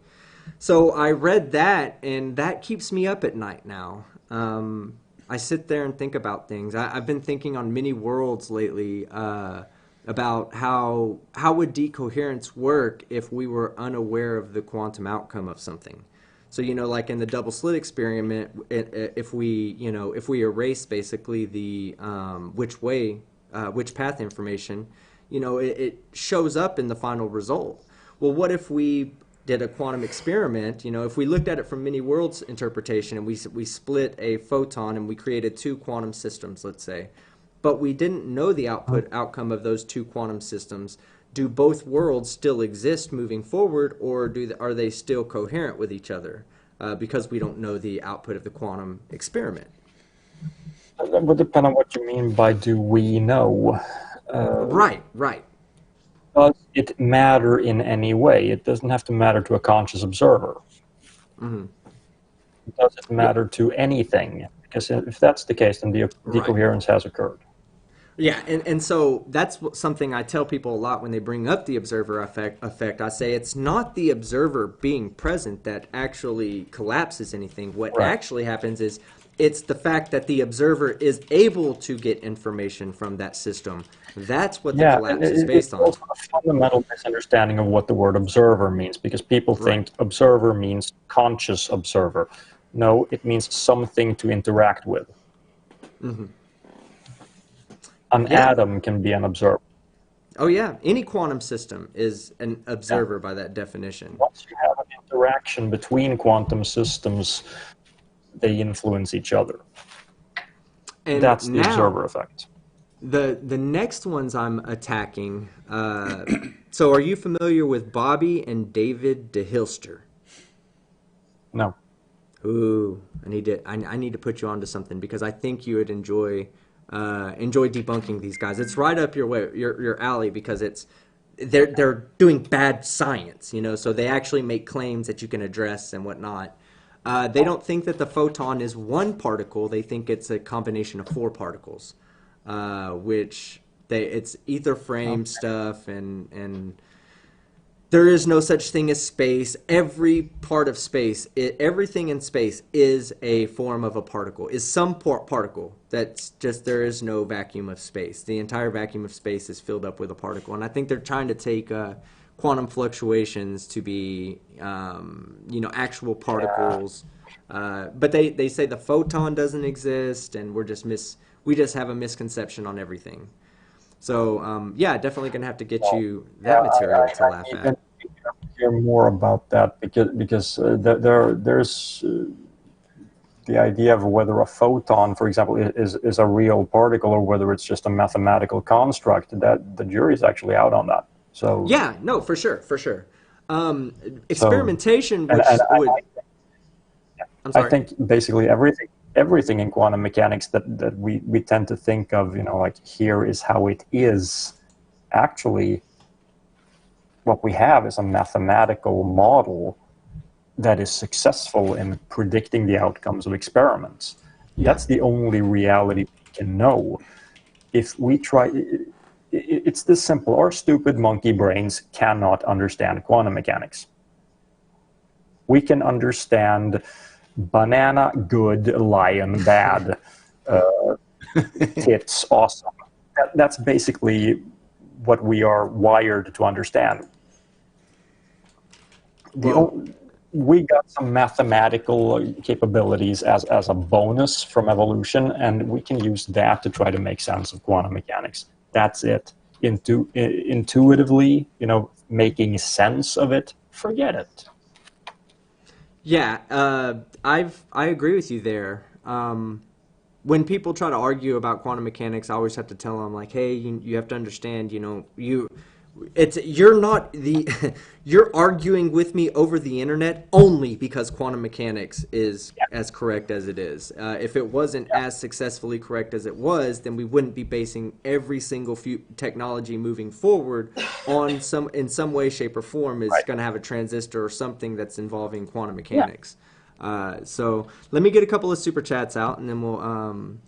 Let's see. We have the Evil Scotsman for a £1.99. Photons be free. Yes, that's great. Photons are free. Well, they're not really free. Nothing's free. That's thermodynamics. Hey, we'll talk about that in a second too. Willie Merck, $1.99. Hashtag what about Harold? Willie Merck, we've decided that we don't are censor going to. Harold. Yeah, hashtag don't censor Harold. If everybody in the chat will please stop censoring Harold. And I'm going to go ahead and hashtag don't censor Harold. Yeah, there you go. Oh, look at that. Hey, guys, look at my... So every so often, Mortimer, every so often I get this this problem with my chat ability, and it just makes everything I type comes out as emojis. So I just typed in hashtag don't censor Harold, and it showed up as 20 mankini emojis. So quantum mechanics at its finest, guys. Quantum mechanics. And then we have $20 from Paul Reap. Thank you very much, sir. Got to get ready for work. I missed these live streams. Have a good one, Team Skeptic, FTE, and gang. Yeah, that's what I'm going to... I've made that decision. Moving forward, instead of having flat earthers on to waste your time, I think I'm going to have people like Martymer on and Professor Dave and Greater Sapien and Simon Dan, because I think if you waste your time listening to these guys, you're going to actually get something back for your wasted time. And don't worry, I'll still have the stupid people to debate for you guys to watch. Yes, and I'll still be there to complain about it all the time. I have the hardest time, Martymer. So there was, Go ahead, fight the flat earth. I was just gonna. There's Microblogganism has been pointing out that there's one other stupid thing that Stephen Warrior said that I'd like to get your facepalm opinion on. So did you know that solar filters are magic because they let you see stars that you can't see otherwise? They actually show you unknown stars that aren't mapped. What? I love that face. Solar filter. Apparently this is actually dealing directly with me because I actually had a 4.5-hour hangout with him going through raw images and taken with and without a solar filter to show that it wasn't the stars he was seeing because, the hot pixels were in the same spots on every frame with and without the solar filter. So he's got the claim now that solar filters will allow you to see stars that you cannot see with any other observation. So these are uncharted stars that can only be seen through a solar filter.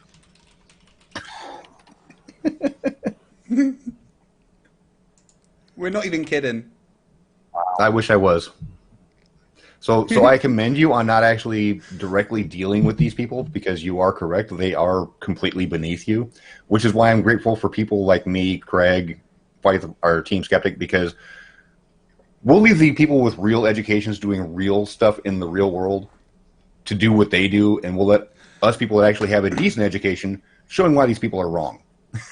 So you're correct. Just one more thing from one more nugget of wisdom from the guy I'm showing on screen right now. CO2 isn't a gas.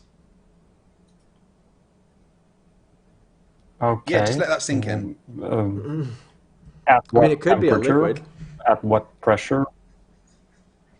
No, it's just not a gas. It can be a Simple liquid. as that. It can be a solid. Yes, it is. At normal room temperature, yes, it is. Yes. You're right, Mortimer. You're right about that. It's a gas at room temperature. Yeah, flat earthers don't have very they don't have a lot of science education, but they are absolutely convinced that science has it wrong. It's one of the things that I hate and love the most about dealing with them. That something is wrong when you don't know anything about it. Great point. Oh, that's point. flat earthers in general. Yeah, when we ask them, when we say, okay, well, like when they're like, this doesn't match your model because you can't put a ball inside a vacuum and have water stick to it. And you're like, through gravity. Well, Yeah, you can, but they're saying demonstrate gravity, right? They're saying, okay, put a lead ball inside of a vacuum, and they want to see you pour water on top of it, and the water form like oceans around the ball of lead. Right. But I'm sorry. You're going to have to remove the Earth in that case, because the water is going to be more attracted to the Earth than to the There lead you ball. go. Yeah. But Yeah, they then turn it's around not and going to stick to argue. this ball. It's not going to But stick yeah. to this ball because it's sticking to that big ball down there. Yeah, that's what I say. They argue that gravity. Ball in 0G, you're going to have to put it in orbit or something like that to cancel out the effects of gravity from Earth. Then you can do that experiment. Yeah, but according to them, if we can't demonstrate it, it's not true. Like it, here's the thing though, Mortimer. Let me ask you something, okay? Let's say tomorrow they show a video of a lead ball in a vacuum chamber on Earth with water collecting on it to form oceans around it. What's the first thing they're going to say? It's fake. Well, okay, no, because they'll say that's impossible to do. Then gravity doesn't exist because the Earth should be pulling the water down to the ground. Yeah. We're in a no-win situation with these guys. I mean, there's no way that we could possibly do what they say without contradicting ourselves, and it all stems from what you just said. They don't understand the model enough to argue it properly, argue for or against it properly. Now, we do have a $5 or £5 super chat, and it's directed to you. It says, Martymer, flat Earth argument. You can see faraway mountains by using infrared lasers or infrared filters. Therefore, there's no curve. Wait, what?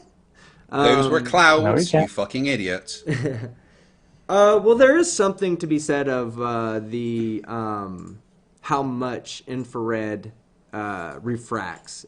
Different wavelengths of light have different amounts of refraction. That's true.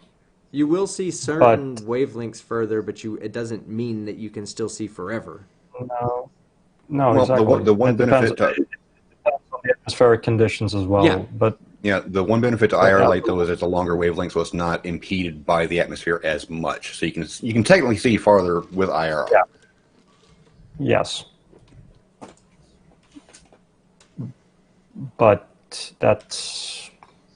you're not going to see around the Earth. You're not going to see more hidden stuff than with a regular camera. You're just going to see more clear. Or like they bring up the long distance photography argument. There was a photograph captured at over 400 kilometers away, and they say it's impossible. And then you look, and the guy's at 2 or 3 kilometers elevation, and what he's looking at is 5 kilometers tall, and then he talks about the photographer talks about the absolutely exceptional atmospheric conditions that gave ultimate refraction with minimum light absorption, so you could see so much further, and you could see further because of refraction and because it was clear. And that it's just very particular instances you can catch these, but that doesn't mean that the Earth is flat. I'm waiting for someone on the north coast of Australia to see the North Pole, because there's a clear line of sight on a flat Earth. They're actually I should be able to see the Eiffel Tower from Scotland, right?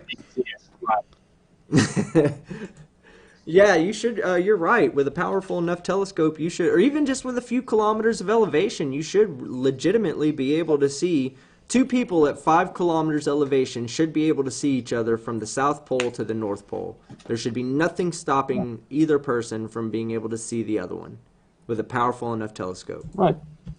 We can see the moon, so that's much closer than the fucking moon.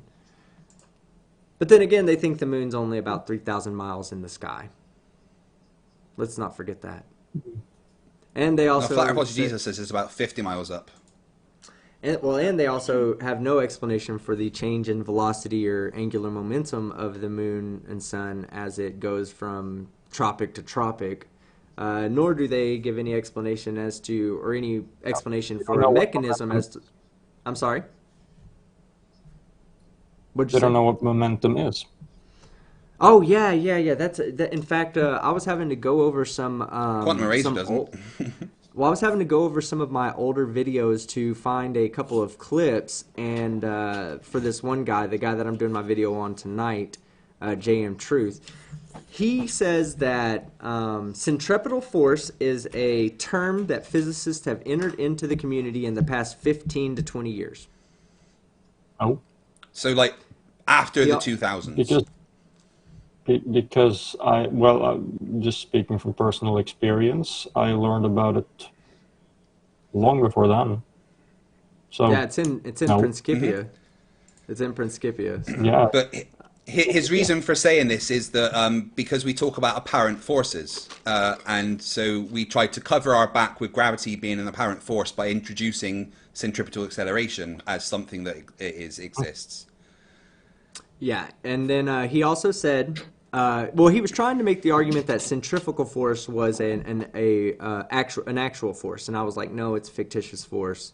You can measure it in a rotating reference frame. It's not a problem to measure the force, but it's not actually a force. And he was like, no, that's not right. And I said, well, cut the string, because he was talking about a quarter. And I said, well, here's how you know whether it's a real force or not. Cut the string. If the object follows the line of force, the direction of force, which is directly away from the center of from your center point, if it follows directly away, then it's a real force. If it continues on in its inertial desire, then what you understand is it's a fictitious following. force.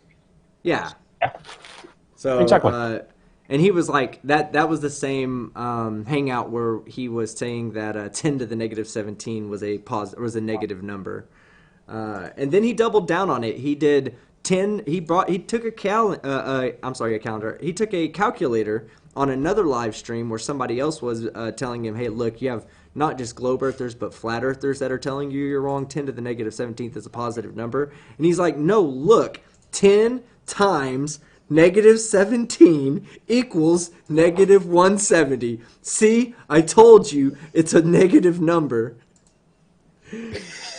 And no, hold on. You not only got the face palm, you got the rubbing in of the face palm. I'm going to share something with you guys. This is from my video for today. I'm going to play just one tiny little segment that I want everybody to hear, and that's all. I'll only be able to play it so people can hear it. But give me 1 second to get that set up. Fight the Flat Earth. You want to hold on to them for a second?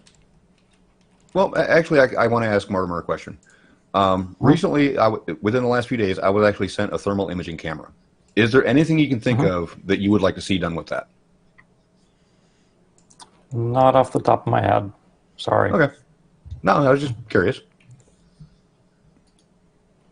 Okay, give me 1 second. I almost got it set up for you guys. I want y'all to hear this for yourself, so you can't just think that I'm just making this stuff up about him. 'Cause that wouldn't be right. Now, would it? No, not at all. We don't lie about people around here.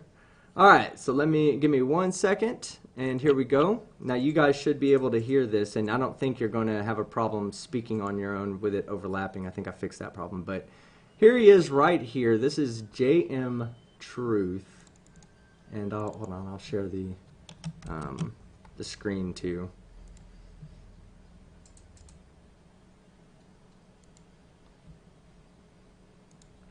Okay, so you guys should be able to hear this, right? No. No. You can hear me. Oh, wait. I turned on the wrong input. Echo.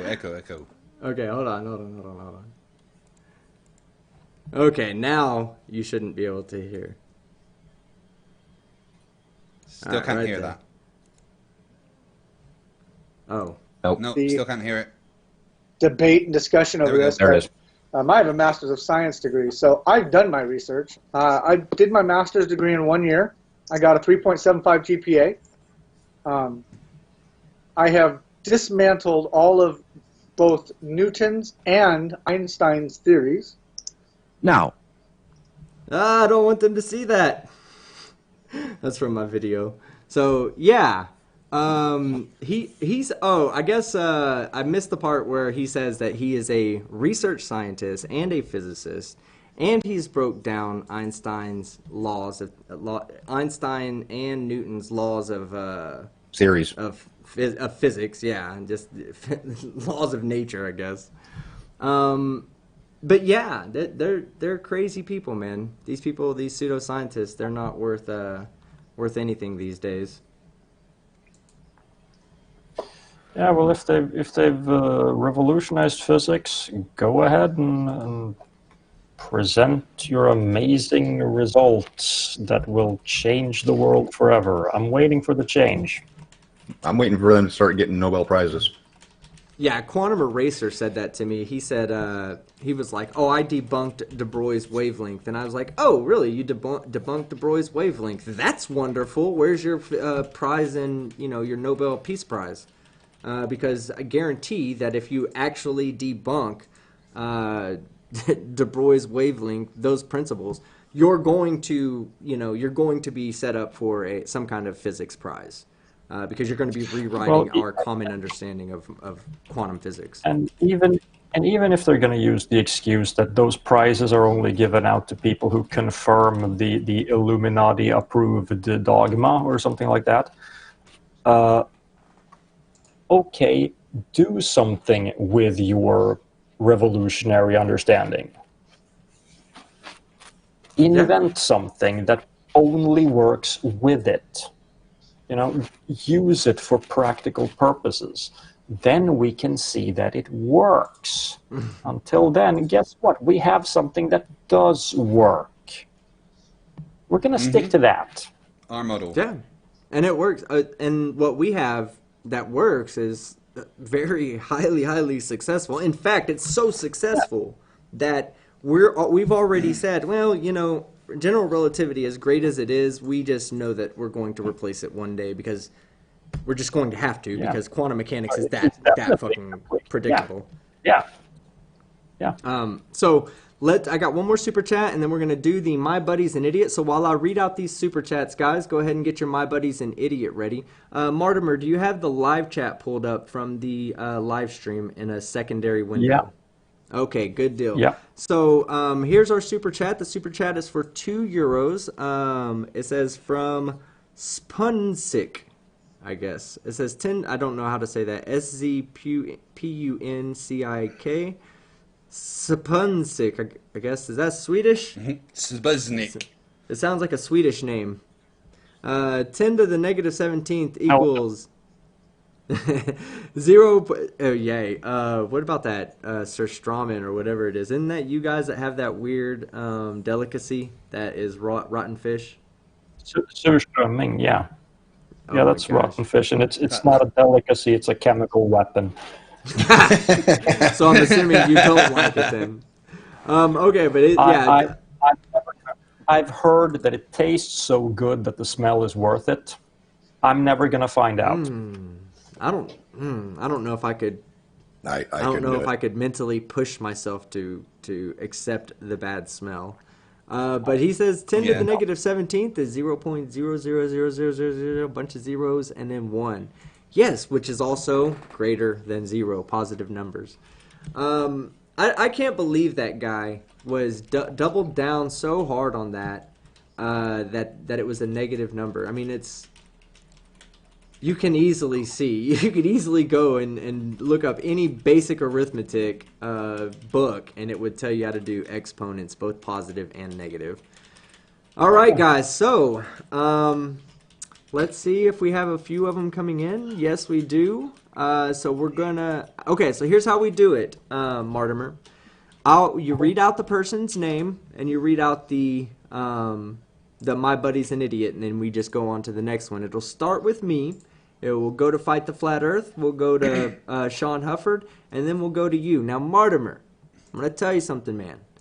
I've been a huge fan for you since I first got onto YouTube, okay? You're one of my first subscribers. In fact, on my recommended page, you're still up there as one of my recommended channels, and my buddy over here, Fight the Flat Earth, hasn't made that list yet. Nobody has gotten it right. Nobody's been able to do it 100%. If you don't do it 100%, you slip, you fall, the thing slides down on you real fast. Don't worry about it. But I expect you, as a fan, to be perfect. Are you ready? I have no idea what's about to happen, but whatever. You're looking for people in chat You'll saying get my it. buddy's an idiot because, and then you read off what they say that their buddy's an idiot for. See, it's kind of these hard are to keep up. Yeah, these are they're all based around Jordan from Spirit Science. So if you're leaving them in there, put them in there for Spirit Science. So I'm going to start it off with your pal Al at Team Skeptic. My buddy's an idiot. It be because he's going to vote for Riley next year. Well, yeah, next year's fine. This year it's JM Truth. Go ahead, fight the flat earth. No, this year. Don't Panic 604. My buddies are idiots because their names are Quantum Eraser and Nathan Oakley, and they think that mole and mass and inertia are the same thing. Twats. Don't Panic 604. Get some new friends, dude. Seriously. Justin Other David says, my buddy is an idiot because he still don't know how to pronounce Schreiber. Stryber. Shut up! All right, Martymer, that's on you, bud. He's trying to Okay, find William places. Stein says, my buddy's an idiot because of sacred geometry. Jackalope Herdmaster, my buddy's an idiot because NASA lies unless he says that they aren't lying. Yeah, y'all stay tuned for that in my video coming up tonight. Okay. Thoughts by Dre Brown. My buddy's an idiot because he cannot properly tidally lock the moon in After Effects. Well, you see, Jay Brown, the thing is, it's a Riley moon, so you don't expect it to be doing the right thing, do you? That's no excuse. That's no excuse. Either be right or be wrong. Rick Bellamy, my buddy's an idiot because he got roasted by a New Zealand reporter. Who is that? I don't know. I've not heard that one the yet. female creator of the New Zealand Flat Earth event was interviewed by someone recently and got absolutely ripped apart. And in that video, he straight up said to Mark Sargent I saw it. to his face, "You're a fucking idiot, aren't you?" Yeah, I saw that. That was amazing. I guess on you, Sean? Or was that you that just did it? That was me. Okay, Martymer. It's Martymer's turn. Okay, Jukain726 says, my buddy's an idiot because he believes in space Jews. Carry on. Time traveling space Jews. Get it right. I think that's one of those things that will sit with the community forever, Mortimer. It thinks this and that, and he also thinks that Jews are from space. Malicious Bloke says, Carrie Oliver says, my buddy's an idiot because he doesn't think JM Truth is going to win 2019 Dumbfuck of the Year, sponsored by Red's Rhetoric. Nope. Riley. It's JM. Riley's. Golden Skeptic says, my buddy's an idiot because he thinks that meat tubes are a thing. Hey, they are a thing, and I'm not an idiot. In your head. Ding. Cricket says, my buddy's an idiot because he thinks Atlantis is off the southeastern coast of the United States and under the ice of Greenland. Yeah, because they're the same thing. Marty gets it. And Native Americans lived at the bottom of the sea.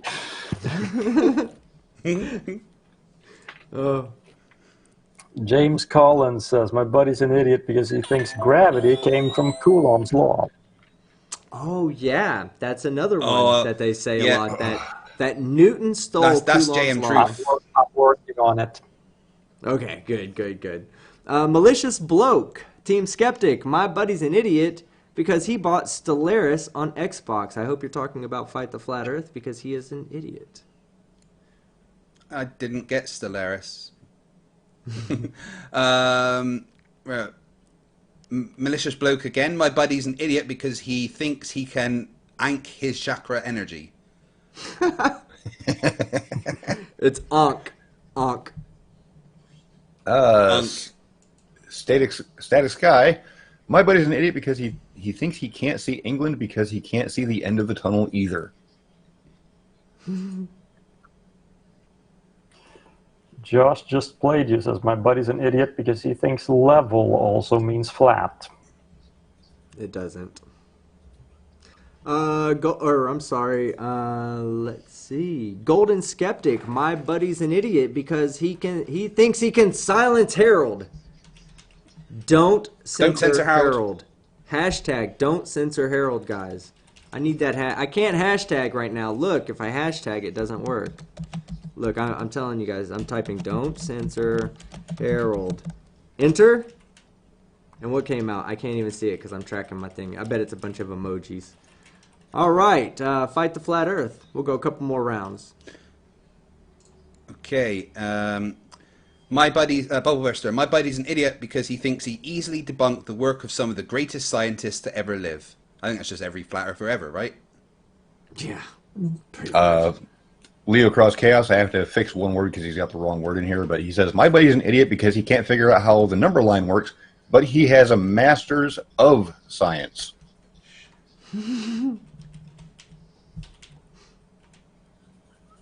Dark Star says, my buddy's an idiot because he follows Deepak Chopra.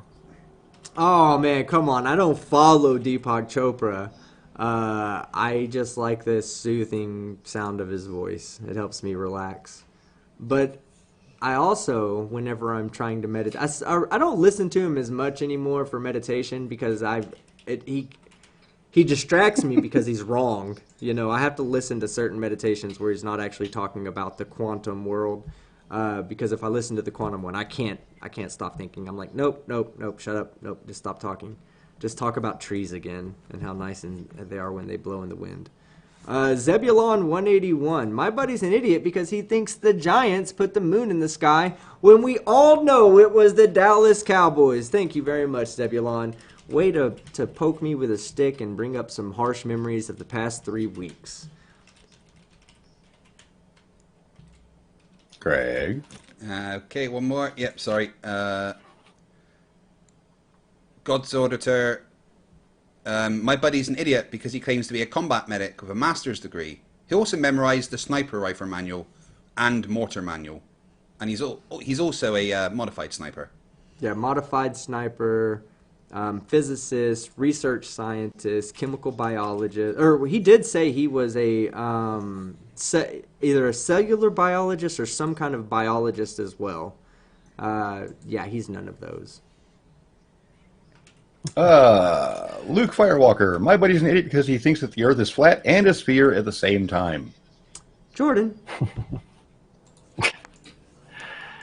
Clive Wells says, my buddy's an idiot because he thinks 5 over 0 equals 5 and we must vote Riley.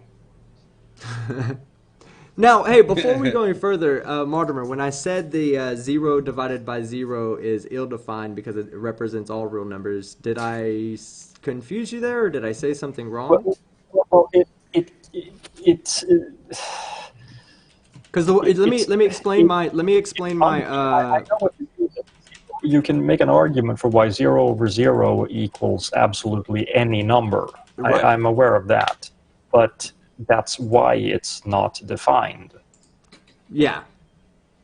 Well, I think that the way they told me about it when I was watching the video explaining it is that it's different than dividing any other number by 0.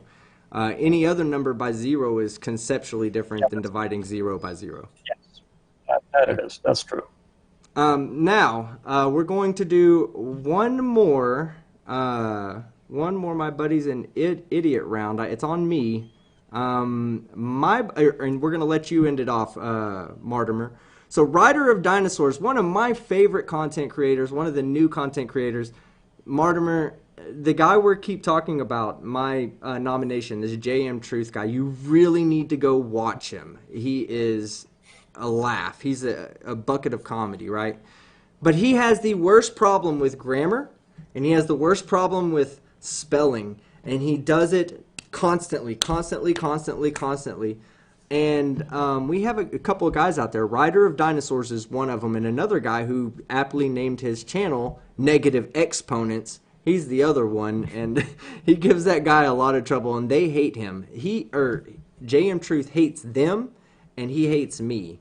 He hates me because I prove him wrong, and I have no love for him. But this comes from writer of Dinosaurs. My buddy's an idiot because he thinks he can make a movie to debunk Netflix Behind the Curve. First off, any flat earther out there that thinks that Behind the Curve was a pro-Netflix or pro-flat earth film, it wasn't. The title itself, Behind the Curve, represents being behind in school, behind in education, lost to society. As society moves forward, they get caught behind the educational curve. So it was a hit piece all the way. So there is no debunking that. It was just a video that was put out there that I thought was really good, and it made flat earthers look dumb as fuck. Made them look like they really are. How about that? Hey, hit the start button, man. Go ahead. Fight the flat earth.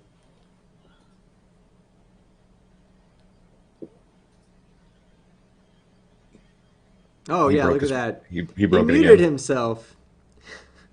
Fight the Flat Earth loves to mute himself.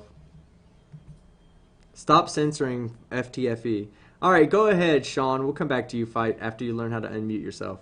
Microbloganism. My buddy's an idiot because he thinks a zygote has a skin and is a singularity. What? Sorry. All right, Fight. Yep, I had muted myself. Factard. My buddy's an idiot because his head is full of old rag patches. Oh, JM. No, I don't think that's what they're referring to. I think they're referring to patch. Right? Maybe. But I think so. He said his head was full of... Oh, wait. Maybe they are talking about JM Truth. Oh, wow. I just think that's That could about work what he for always wears on his head. That could work for either the cartoon character Patch or the real-life cartoon JM Truth. Huh. That's crazy. Go ahead, Sean. I went out of turn because, Craig muted himself. Yeah. Martymer's turn now. And now I can't. Now I seem to have Martymer's lost turn. the one I was thinking about. Hang on. Damon McCready. My buddy's just an idiot. Period. Feel sorry That for was a good everybody. All right, so I guess that's where we're going to end it. We'll go ahead and do an outro real quick. Mortimer, you are our honored guest, so I'm going to let you take the floor for a moment to tell everybody what is coming up and where they can find you at. Yeah, you can find me on YouTube, Mortimer81. And what's coming up? Well, Why Do People Laugh at Spirits? Science 31 is being edited at the moment. It's been a long time, but it's been a long video, so it's taken me a while to get it done. And part 32, it's going to be a two-parter, so part 32 should... I hope I can get it done this month as well. Being a bit optimistic there, but I'm going to try. Someone points out I'm also on Twitter. Yeah, Mortimer M81. That's about it. I'm not going to talk anything more about the plans I have on YouTube. I'm gonna get around to doing something about the electric universe stuff, but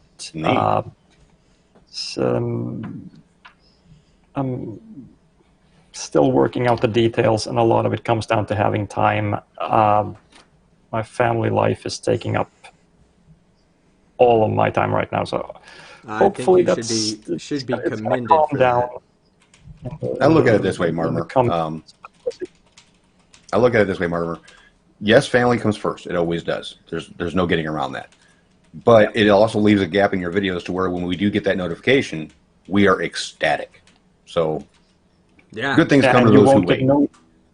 And you won't get notified because algorithms only reward people who post regularly.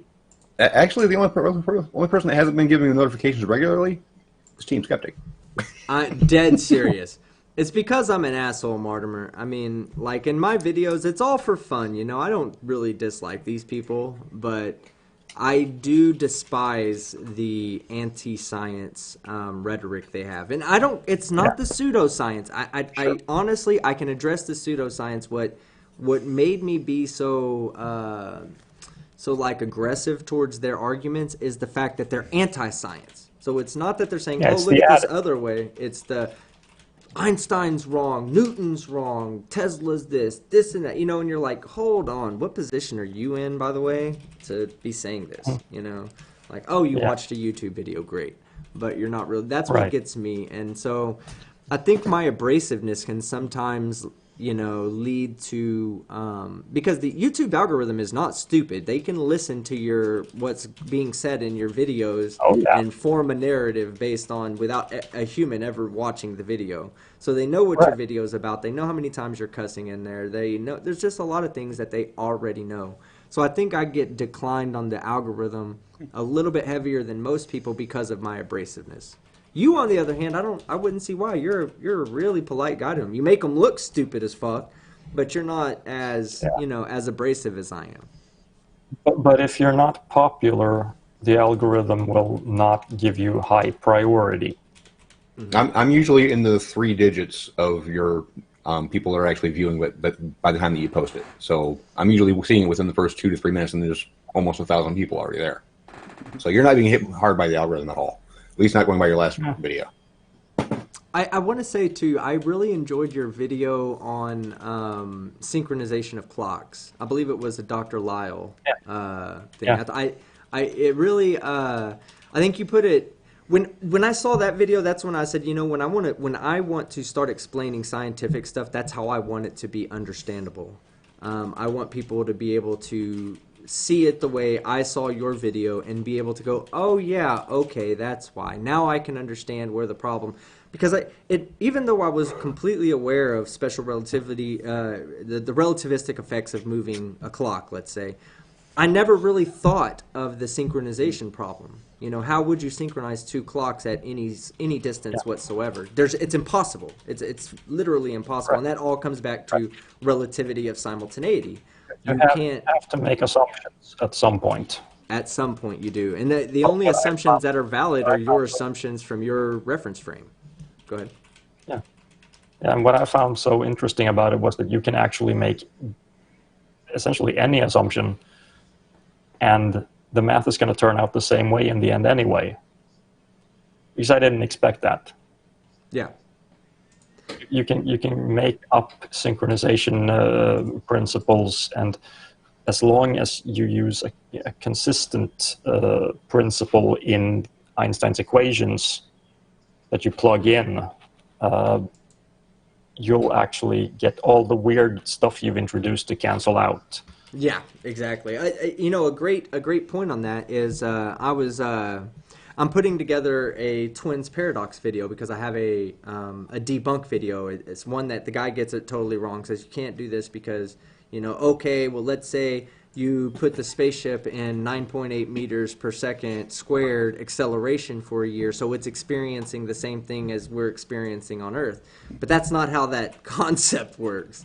That's not how that relativistic time dilation would work. Actually, If you've applied acceleration, then the whole that's the solution to the twin paradox. The fact that yes. acceleration is well, okay. So that's a that's from general relativity's point of the person moving. But what about the person that's on Earth that's also in a 9.8 meters per second accelerating frame?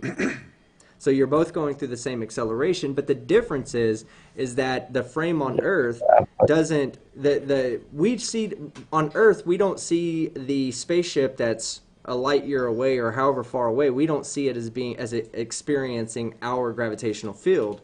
But when the spaceship accelerates, he looks out the window and he sees the whole universe is accelerating towards him. So all clocks in the universe that are stationary to each other are all going to be ticking at different rates based on how far away they are from the person that's accelerating. When really it's only the person who's accelerating, it's only his clock that's actually moving. But it kicks all other clocks forward enough so that when he speeds back and he sees the time slowing down, it actually slows down, and it still ends up when they all come together and compare clocks, the other twin's clock is ahead of his. So yeah. God, I could talk science with science people all the fucking time, man. I'd rather have these conversations than conversations with flat earthers where you're having to explain them about reference frames in and an accelerometer, you know. John Rapp, 10 Aussie dollars. I'm sorry, 10 Aussie dollars. Bugger. Slept in, guess I needed it. JM is the most genuinely dumb across the board about everything he says and does. He even spelt his own name wrong in one of his production credits. Just stupid. Oh, he spelled his name wrong twice. Okay. So Martymer, so one of the things they pointed out was that he did a movie where it was kind of like a Silence of the Lambs like knockoff movie, you know? And he thanked Anthony Hopkins, or he listed himself as playing Hannibal Lecter and misspelled Lecter, right? So there is an argument there to say, okay, maybe he's just spoofing the film. Maybe he doesn't want to borrow the actual spelling of the actual name, even though he said Hannibal Lecter. Okay, we'll give it to him, right? But no, at the end of the credits, it says, would also like to thank Anthony Hopkins in his inspiring role as Hannibal Lecter, fucking spelled, man. Now, can you imagine if you put out a product and just so happens that Anthony Hopkins sees it and goes, you know what?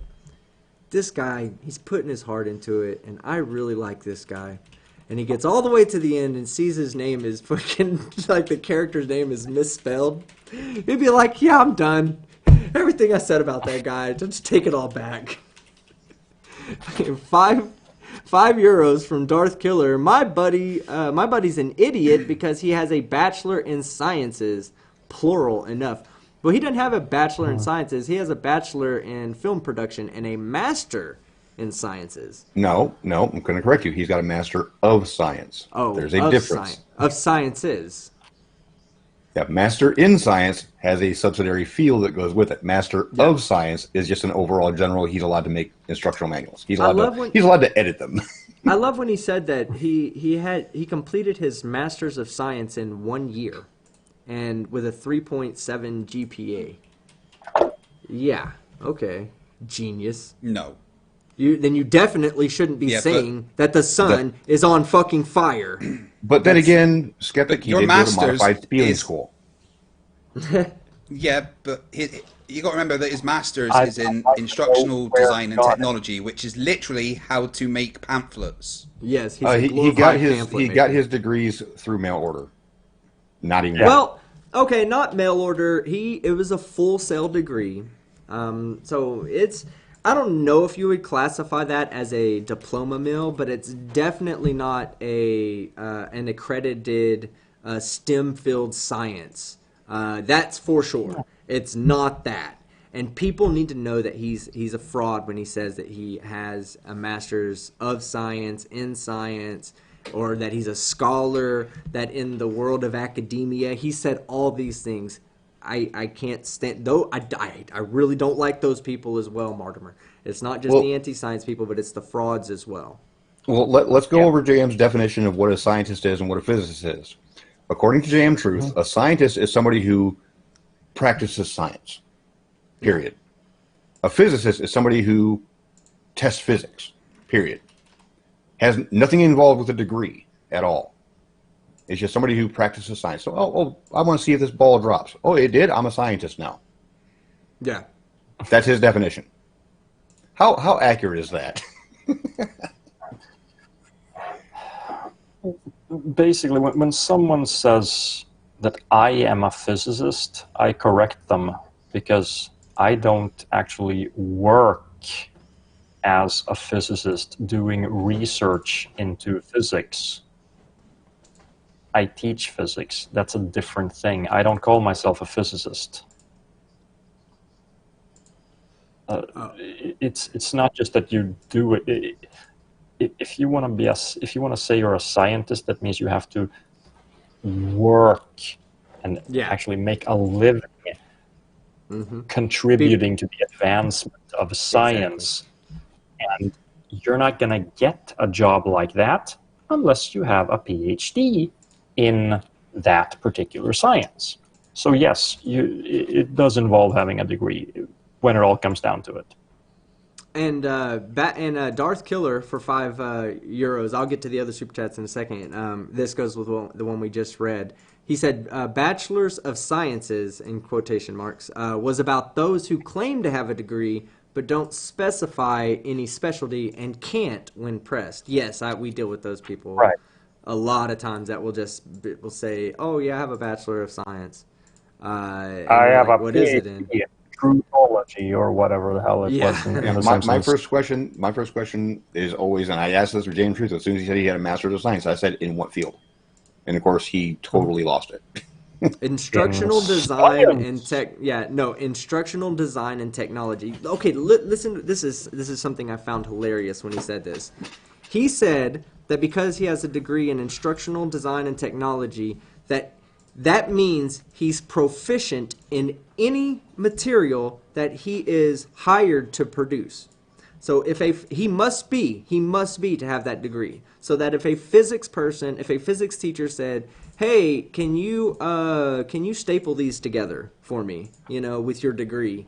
And he looks at it and goes, "Oh, yes, I can do that because I'm a physicist. I'm holding a physics paper that needs stapled together." So he hits the staple and he hands it back to him and goes, "It's approved by me and my degree." Yeah, that's not. You're not a scientist because you do that. That doesn't mean you're qualified to teach. It just means you're qualified to three-hole punch a stack of papers. That's it. All right, and then we So have. I've been Go ahead. I've been screwing with Right the Hand on Discord because he's just a massive troll. If anyone didn't know, today Right the Hand actually confirmed that he is just a troll, and he was just been trolling the flat Earth in general. So everyone, just if you've got Right the Hand on Discord or anything, just send him meme after meme of troll. Let's see if we can annoy him enough. Yeah. Yeah, and also He's not worth my Right time. the Hand Those also people got are beaten up by a woman. Those people are pieces of trash to me. NANA for $6.66. He says, "Hell Satan." I say, "Hell Sagan," because Carl Sagan is my dark overlord. Mark Beiser for $6.66 as well. More Hell Sagans. I've found Team Skeptic's secret NASCAR related channel. Don't tell anybody about that, Beiser. Listen to the narrator of the videos on the Black Flags Matter channel and tell me it ain't Team Skeptic. Well, it's not me, but I'll definitely check it out and see who it is out there that's trying to steal my voice. All right, then we have. Oh, speaking of voice, we have something coming up, an announcement coming up on that. Rocket scientist for $5 had a look at Sleeping Warrior's so-called thesis. I'm with Craig Riley for Dumbfuck of the Year. Rocket scientist, you're dead to me. No, he's right. Mortimer, He's right. That thesis clinches it. Well, that's what I was going to ask you, Martymer. Are you familiar? Two things about Sleeping Warrior recently that I want to know if you're familiar with. One is his most recent dipshittery, and that would be his thesis that he turned in. Are you familiar For with his the master's thesis? degree in law. Yeah, for a master's No. degree in law. You need to read it. You need to give it to your high school students and say, "Don't I'll ever send turn it to in a you." thesis. Don't ever turn in a thesis that looks like this," because it's a great template for what not to do. And he in his thesis he cites himself. And he cites his own YouTube videos in his thesis. Let's see. That look. Okay. There was no real citing going on in that entire thesis except for him citing himself. Pythagoras for $2.50 Aussie. I'm sorry? That's not a good thing, Yeah, especially no, if you're not at all. only I in my master's thesis, I did cite my own bachelor's thesis because it was a continuation, but I'm not going to cite a YouTube video, and I'm going to cite other things as well. Oh, it gets better. He actually cites the 200 proofs video by Eric Dubay. Oh, God. And then, have you seen his egg experiment yet? No? Apparently, This he's is an egg. apparently he's an expert in his field. Just like JM's outstanding in his field. I gotta ruin a joke. No, yeah, he uses an egg to prove that density is a force. So yeah, you might want to check that one out if you want to have a laugh. If you're This out is of the definition. Sorry. if you're out of alcohol but you want to numb your brain, watch that one. That one is that one's good. We have Pythagoras for $2.50 Australian. And big shout out to Aussie Globehead. I believe he's in the chat, but just in case he was too old and fell asleep, Aussie. Oi, oi, oi. Oi, oi. Yes, and someone explained to me how to do it right, so I need to get a real Aussie on here to do it right with me. Gerard, €5. Seasons explained. According to Flat Earth Aussie Jesus in the chat, sun always goes around above the equator. Height causes it to appear north or south. That's stupid. That's just outright dumb. Hold on one second. What about the people who live on the equator? Do they always see it directly overhead at noon? I think not. All right. Oh, and then are you familiar with Quantum Eraser? I hope not. Mortimer, are you familiar with Quantum Eraser? I'm familiar with the quantum eraser experiment, but I have a feeling you're referring to a woo peddler. Oh yes. Oh, he's one of the he's one of the Nathan Oakley flat earther people. They don't understand the difference between infinitesimally small and zero volume small, because they keep thinking that dividing by zero gives you infinity because of infinitesimals, which is not the right thing. No, hey, it doesn't. Quantum Reach Around. I don't know if you heard a minute ago, €2 or £2. Happy birthday, man. It's his birthday today. And he says, they're all Happy stupid, birthday team. to you. Yes, they all are. All of them. Quantum Racer, Nathan Oakley, Anthony Liley, J.M. Truth, all of them. If you're still a flat earther out there, if you're still pushing this nonsense, is because you're either not lying to yourself, you know it's a scam, or you're just lying to yourself. So let me get through the rest of these super chats. James Collins for $2.99. This channel just keeps getting better and better. Honestly, we have freaking Martymer here, guys, right there. Right. That's what made it good. Right. This is looking backwards in my camera. There he is down there. This is that just means a lot to me, Martymer. I want to say thank you first off. I'm not trying to fanboy here. I'm just trying to say that it means a lot to see that some of the people that I took a lot of tips from and I learned a lot from, that they're now on my platform, that I've got to this point where I could host people like you and make it worth your while, worth my while, worth the chat's while, and I'm just elated, man. So thank you very, very much for stopping by today. I do appreciate it. Now we also have on that note, it is getting late here, and in a few hours my kids are going to wake up, so I really feel like it's time for me to take off. I'm sorry. But no, don't apologize at all. We are about. Yeah, Again, family comes first. Yeah, and we're about 40 minutes over my time. I could literally sit here and talk with you all day long because it's just an interesting conversation as far as I'm concerned. You could talk science. So let's see one last super chat, and then we'll let you out of here. UTB Doug, £5. Remember, boys, flies spreads disease, so keep yours closed. Let me check my fly. Make sure it's okay. It's zipped up. All right, Mortimer. Well, thank you. Oh, yeah, he's still moving. All right, good deal. Well, Mortimer, thank you so much for coming in tonight. I do appreciate it personally. I hope you had a good time. And, I'm sure that if we'd love to have you back in the future on a future episode. Yeah. So if you had a good time tonight, man, let's do this again sometime in the future. Yeah, absolutely. I'd love to. It's finding a time when I can is, as you noticed, a little bit difficult. I will tell you. We're talking on Twitter, so any time that you're free, just let me know, and we can work a stream around you. Basically, we are at your disposal. And I will say I have a charity event coming up in a couple of weeks, maybe about 6 weeks or so away from here, where I'm going to take a few of the guests on our Science or Satire show and host a Meetings of the Mind, where people give us sharpshooter questions, and we do kind of like a UK versus USA versus the rest of Europe. It'll be fun, and then it'll also be for charity. So if you feel like you want to do something like that and be a part of something like that, you're more than welcome to join us with that as well. Great. Sounds great. All right. Well, Martymer, we'll be in touch. Go ahead. All We'll right. be in touch about that. Yes, and Mortimer, thank you very much for coming on, and you have a wonderful evening, sir. Yep, thank you very much. Thanks, Martymer. Bye, guys. That was awesome. Bye. Oh yeah, that was amazing. Definitely. When you hit me up and said you had Martymer, I was like, no fucking way. That is my boy. And so everybody, you need to put your hands together for Fight the Flat Earth for making that happen. We have another super man. chat that comes in. 50 Knox. If the Earth was flat, we would all have the same time zone, and Martymer could stay on longer. Oh, Justine. Yep. Yes, Fowlett. Justine Fowlett. I hope I said that right. Yes, I agree with you.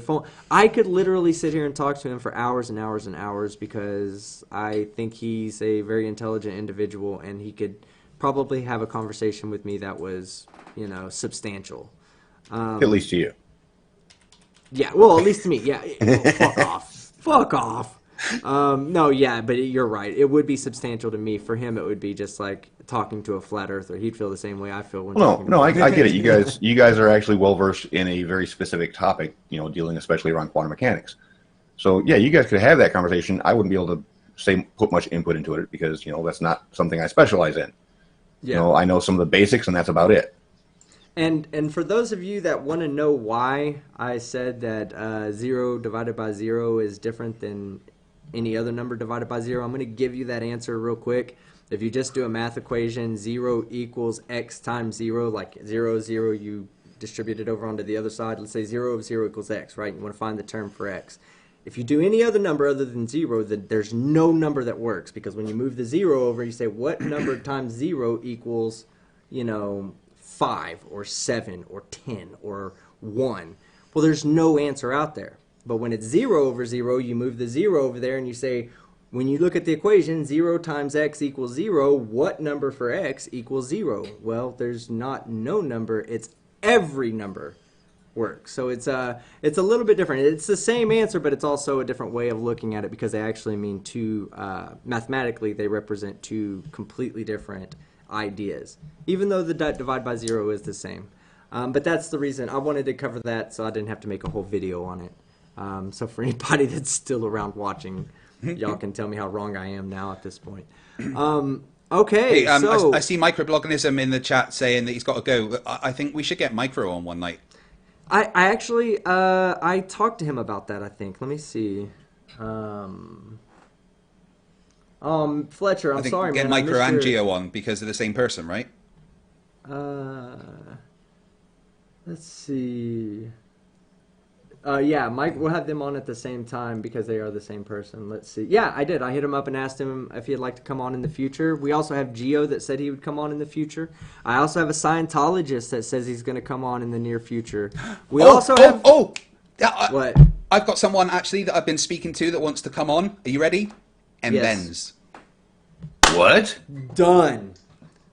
Is he going to delete the comments? Oh, no. Hey, He's not a look, flat earther anymore. Yeah. I want to have that conversation with M. Benz. Whether it's on my channel or your channel, it doesn't matter. I want to have that conversation with M. Benz because I don't take this stuff personally. Like, I know a lot of people think that, oh, he's personally attacking me. No, I don't care about you. Like, that's not what my whole goal is to ruin your life. It's to make fun of your dumbass fucking beliefs or whatever the case may be. That's it. It's just I don't even care that you believe certain things. I only care about what you say out loud in public and push as fact. So he says, Carrie Oliver for $33.33. I love Fridays, but you guys make Fridays even more awesome. Yeah, that's something that that Fight the Flat Earth said. I think that we're going to try to make Science or Satire your weekend show. At least we're going to do Friday, Saturday, Sunday, and then we're also going to do Monday, but we're going to do something different on Fight the Flat Earth channel. On Monday, we're going to host more of the debates and whatnot. And then moving there'd forward... be at least 2 Science or Satire shows on the weekend, right? And Yes. if I'm not doing a debate on Saturday, then I'll do a Science or Satire on my channel. If not, you'll get a Science or Satire on a Friday and a Sunday on Teams, and then a debate on mine on a Saturday and a Monday. But I'm not going to always do a debate on a Saturday. I'll try and do a Science or Satire on more Saturdays than I do debates. So. And I have some ideas for debate roulette. I'm still waiting to hear back from Steve because out of respect, I do want to ask. I mean, the debate roulette thing is kind of like a non sequitur thing. So out of respect, I do want to talk to Steve about it, make sure I have his blessings before moving forward with his, the idea of running a debate roulette. But the debate roulette was something I thought maybe we could rotate off of my channel, your channel, and then Sean's channel, and maybe start just hosting them on different channels. That way we each get a chance to be the host. But we could talk about all that at another time. I don't want to obligate anybody to anything, until we have a chance to talk about it with Steve at least. But yes, Carrie, I agree with you. Fridays are becoming more awesome, especially if we can get Fridays like this where we have people like Martymer on. Again, this Sunday we have Greater Sapien coming in. If you're a channel member, I posted a link for for you to ask questions of Martymer. Not a lot of people ask questions. Most people were like, "Oh yeah, that's great." But I mean, that's awesome that y'all found it great because I found it great too. But I really want you guys to give some questions. I mean, you guys pay for the opportunity to be members of the channel, and I do want to give you benefits that not everybody would be able to get. Because of your support. And I do appreciate everybody's support out there. But we also, as you see tonight, we take questions from the chat. We read the chat out as much as we can. And the idea moving forward will be a balance of questions from the chat, questions from Super Chat, questions from channel sponsors like members and Patreons. So outside of that, let's see, tonight, what time is it? 5:47. I would say in 2.5 hours, I will have a new JM Truth video up for you guys. Now, I haven't even done this math yet, but let me see something. JM Truth may have broke my idiot record. I'm not even kidding, guys. I'm not even kidding. Before you count that out and spoil the video for everybody, the thing about what I like about the way Science and Satire is going to be moving towards doing interview type things is you get a chance to actually reach a connective point to these creators that you've been watching for all this time, but you've only seen them as a content creator. With these interviews, it actually humanizes them and lets you guys see that they are actual people. So that's actually what I like about this show now, and I hope it goes this way moving forward. That's the direction I'm enjoying doing it, Laius. Yeah. This is the direction I'm going to be taking it moving forward on my channel, at least. I still support the debates, of course. I do like the debates. I just think that the people that are trying to debate us right now are just posed. They don't really believe in what they believe or what they say they believe in. You know what I mean? It's just not. Oh my God! Wow. What? JM Truth smashed Don't the spoil idiot it. record. I'm Don't not. spoil it. I'm not giving away how many. Oh my God! I just looked back. You know who the old record holder was, right? Everybody's favorite JM fucking Truth, wasn't piece it? of shit. No. Who's everybody's Nathan favorite Thompson? piece of shit? Leave it in the chat. Oh, Daniel no, Pratt. everybody shut up. Everybody in the chat. They know who everybody's favorite piece of shit is. Leave his name in the chat. But yes, it was Daniel fucking Pratt, right? He had an idiot count of 41. That gets smashed tonight, guys.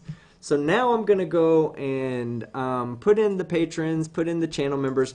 Also, another thing, let me verify it. I'm pretty sure that this is actual. I think we just crossed our 100th channel member.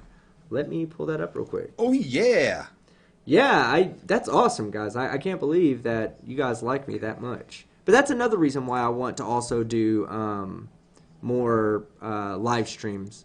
The live streams are the best way for channel members to... Team. What? Someone's pointing out JM Truth's Facebook group. You know, the official one that you were showing. Oh, yes. Okay, so... Yes, so there's a few things out there, and I'll try to have if somebody wants to share the links. Rider of Dinosaurs, I believe, has the links, and Negative Exponents has a few links. Anybody wants to share links, you guys have to. I want to give you some news about JM Truth. Now, I don't condone this type of trolling. obviously, but I do fucking find it extremely fucking funny because it's harmless trolling, Really guys. funny. So they're not hurting anybody, they're inconveniencing people, but it's fucking hilarious. Somebody started out by creating an identical page to the Plain Truth documentary, which is J.M. Truth's documentary. They weren't J.M. Truth, and J.M. Truth didn't appreciate it and got super pissed off and started typing very grammatically incorrect and very bad spelling hate mail back and forth to the people that were running the page. It's glorious. They have it on there. That's just the Facebook. Then the other day, somebody decided they were going to access his IMDb page and upload and update the picture, the profile picture for the Plain Truth documentary. Now this picture has been pulled down. All the pictures have been deleted. All of the images have been deleted. Well, we have them. We have them saved, but they are they definitely are Microsoft Paint's most glorious moments. One of them had a penis on top of the lady's head, all done in MS Paint. It was amazing. Whoever did that, you are a fucking god. Good shit. Let me see. I think we had a couple more super chats come in. Oh, we have a new member, Andy Mobby. And guess what? You are member number 99. We get one more member, and we'll have 100, guys. But Andy Mobby is member number 99. And Darth Killer says for 5 euros. So Daniel Point refuted 1,000 times, makes himself known again. I guess I don't know what that means. So Daniel Point refuted 1,000 times, makes himself known again. I guess you're saying that he's being refuted so much that people pay attention to him, but I don't mind doing that. I don't mind pushing people in that direction if I'm debunking them, because I make them look stupid. I wouldn't want people to. I wouldn't want somebody to go, yeah, let me promote you by calling you a fucking idiot. And there's another member. And another member. And another member. No, okay. 3 new members. Thank you, guys. That's God's Auditor. Oh, God, we got to do it right. Everybody get your dingers out. Everybody, welcome the new members. Put your dingers in the air, fellas. All right, here we go. It's dingers first. Show them your dingers. And do it 3 times, 1 for each member. And then we'll go to Fight the Flat Earth. What comes next, Fight? Don't get it wrong. Mankini. Oh, God damn it. No, it is the fucking meat tube. I'm going to say Mankini, so you're outvoted. Yeah, how did I get outvoted for my own emojis? So now, okay, good deal. So guess what, guys? We now have 100 members. It also allows us to get 4 more emojis. So I've got one emoji for sure that I'm doing. It's going to be an idiot emoji, but it'll be one that is not. Well, don't you already have an idiot inside? I do, but that's like Intel. We'll get an idiot emoji. And then somebody else had recommended something really good. There was a science or satire recommendation. One for Fight the Flat Earth, because we live stream all the time. I know your next emoji. What is it? It's the I idiot emoji. Oh, and then we have another member, Josh B, new member. Thank you very much. That's 104 members? No, 103 members now. You're at 104 now. One. Oh, yeah, because the 1 came in and then the 4 came in. Okay, so yeah, we're at 104 members. Thank you guys so much. If any of the members have any recommendations for emojis, leave them in the chat. There's also a post that's up right now that says, hey, members, what do you guys want for emojis? If you want to go and leave a comment on that, just go to the community post or my community section on my channel, find that post, leave a comment. I'll go back and read it. But there's some really good ideas on there. Vote for your top emojis that are on there, and we'll pick one out before our next live stream on Sunday, which happens to be for Greater Sapien. We're going to start 1 hour later. Instead of 6 p.m. Central Time, 7 Eastern, we're going to start at 7 Central Time, 8 Eastern. So it'll be a little bit later in the evening for you Europeans. It'll be a little bit later in the morning for the Aussies. And for us Americans, it'll be something to put us to sleep, just so we can get up and go back to work on Monday. Sean, You'll have Right. two of the best voices on the internet. I dare you to stay awake. Oh yeah, okay. Okay. So Darth Killer, he corrected me. $10 or €10. Team Skeptic, a type of ad nauseum is the point refuted 1,000 times, repeating stuff debunked in previous debates over and over, referred to as a prat. Oh, I like it now. If it's referred to as a prat, oh, I love that. But yes, Sean Hufford, what do you have coming up? How did your moonlight stuff go? Well, it's been cloudy for the last 2 days. It looks like it might be clear tonight, so I might be able to get some work done. But yeah, I'm gonna do Anthony's little test method with magnifying glasses just to show him how stupid he really is. Oh yeah. Oh, that's not. And That every was little bit that will was help. Harold. That was Harold that said that. Oh no. That guy. Anthony Riley's No, got his test with no, the no, no, magnifying no, glass. we've not seen Riley's video. Yeah. No, Yeah, I think I did see Anthony's that. the reason Because- why somebody sent me a damn thermal camera. Right, Riley took some of that debate and then made stuff worse for himself with it. Oh wow. People were asking in the chat for the video of Right the Hand getting beaten up by a girl. There it is. Have fun. Yes, gets beat up by says he can beat up this girl. This girl calls him out. They even call him an internet troll, and then he gets his ass kicked. Yeah. $2 from God's Auditor. I am the 100th member. I want that noted.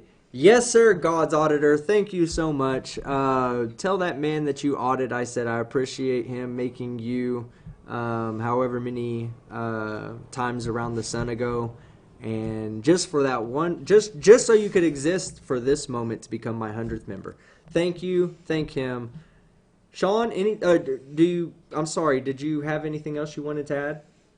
No, I'm just going to be doing a lot of videos upcoming, dealing a lot with the thermal camera, because it's really, really cool to see the world in a new, entirely way.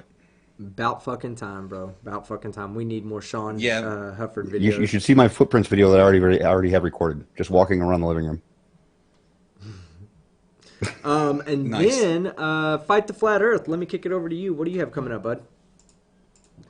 I'm working on my episode 32 of Flurfs Are Idiots, which should be done, I'd probably say by Sunday. Here's the thumbnail for it. That is, I had to actually cut, I'm going to have to make a second part to this episode because there's so much stupid that Riley's done this year that I literally couldn't put it all in one episode. So I'm going to do, and then episode 33 will also be Riley. And then I'm going to do a Riley nomination video. But I've also got, which will probably be out Tuesday or Wednesday, a collaboration with MC Toon about chemtrails. That should be a lot of fun. Yeah, I really like and MC Toon. tomorrow I should be debating that Pesci guy. If not, I've got a backup. Yeah, he hit me up on Discord. Let me know if you need me to moderate that for you or bring him in on Discord. Well, obviously I want you there. Yeah, I'll be there, but this was the guy. I don't know if you guys remember this. A while ago, he was the fourth dimensional Earther, right? No, that's not the fourth dimensional Earther. No. He was just someone who challenged me. And then we started the stream to get him in, but he couldn't figure out how to join, couldn't find a microphone. And then when he actually had it already, he couldn't join because he wouldn't stop his upload that he was doing on Chrome. And he had to reset Chrome to make his camera work. Yeah. So that's that guy, I guess, is gonna say. I guess he's gonna try to show us that he figured out technology all of a sudden. But that's awesome. If not, we can just bring him in on Discord, like you said. Yeah, I learned how to do that, so or I got it all set up for that. Just want to address someone in chat quickly. Leo Cross Chaos says, "Is that doll for sale?" Yes, actually. You can contact the guy directly, and he sells them for €50. He hand makes every single one of them and sends them out personally for you. Team, would you put the email of the guy in the description of this stream, please? I will. I'm going to make sure that he's okay with that first before I put that email in there. No, he said that it's okay. I've asked for Okay, good deal. I've asked for his permission. I was actually going to email him and see how I could help him sell some of those things because those things are absolutely cool. He's getting a storefront set up, but at the moment it's just by email. I'm more worried about manufacturing process because I'm more does worried them by about his hand. manufacturing process because Go he on. does them by hand. So if he gets swamped with all kinds of orders, that could like absolutely devastate him.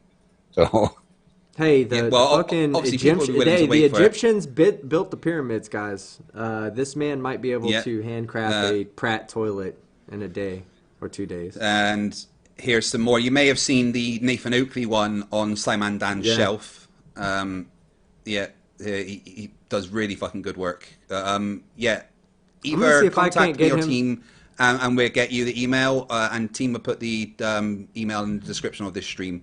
Because he said Yeah. he's really happy to get promoted, and he's going to set up a storefront and stuff. Good, man. I like promoting people. That's one of the things I do. I pride myself on is trying to look out for everybody and promote everybody, or at least people I feel like deserve it.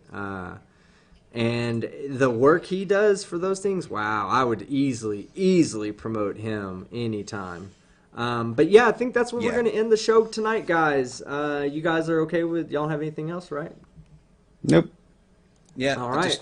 just wanted to point out the moon, guys. If you haven't seen this, thank you to Stephen Cook for helping with this as well. Riley, Dumb Fuck of the Oh Year, yes, 2019. that guy, another guy that we're going to be promoting some of his hardware work, some of the skill sets that he has personally. He does a lot of 3D printing and designing and stuff like that. We're going to have an official Team Skeptic bell that you can either 3D print from home or you can buy from him. But we're going to get on to the Team Skeptic fail well part because we all know what's coming, guys. Right? Yeah, I've already got it loaded up, waiting for it to happen. I'm looking. I still see 333 people here, and they're not here for entertainment anymore. They're here to see one thing: will Team Skeptic fail? Not just will he fail, but watch him fail. I want to say first off, Oh, thank this you is guys. the correct link, by the way, guys. Sorry, I put the wrong link for Right the Hand in there. There's the correct one, guys. It's not like I was talking or anything, right? No, of course not. Not at all. Just wanted to get that It's in that before brain you lag. stopped. I don't know.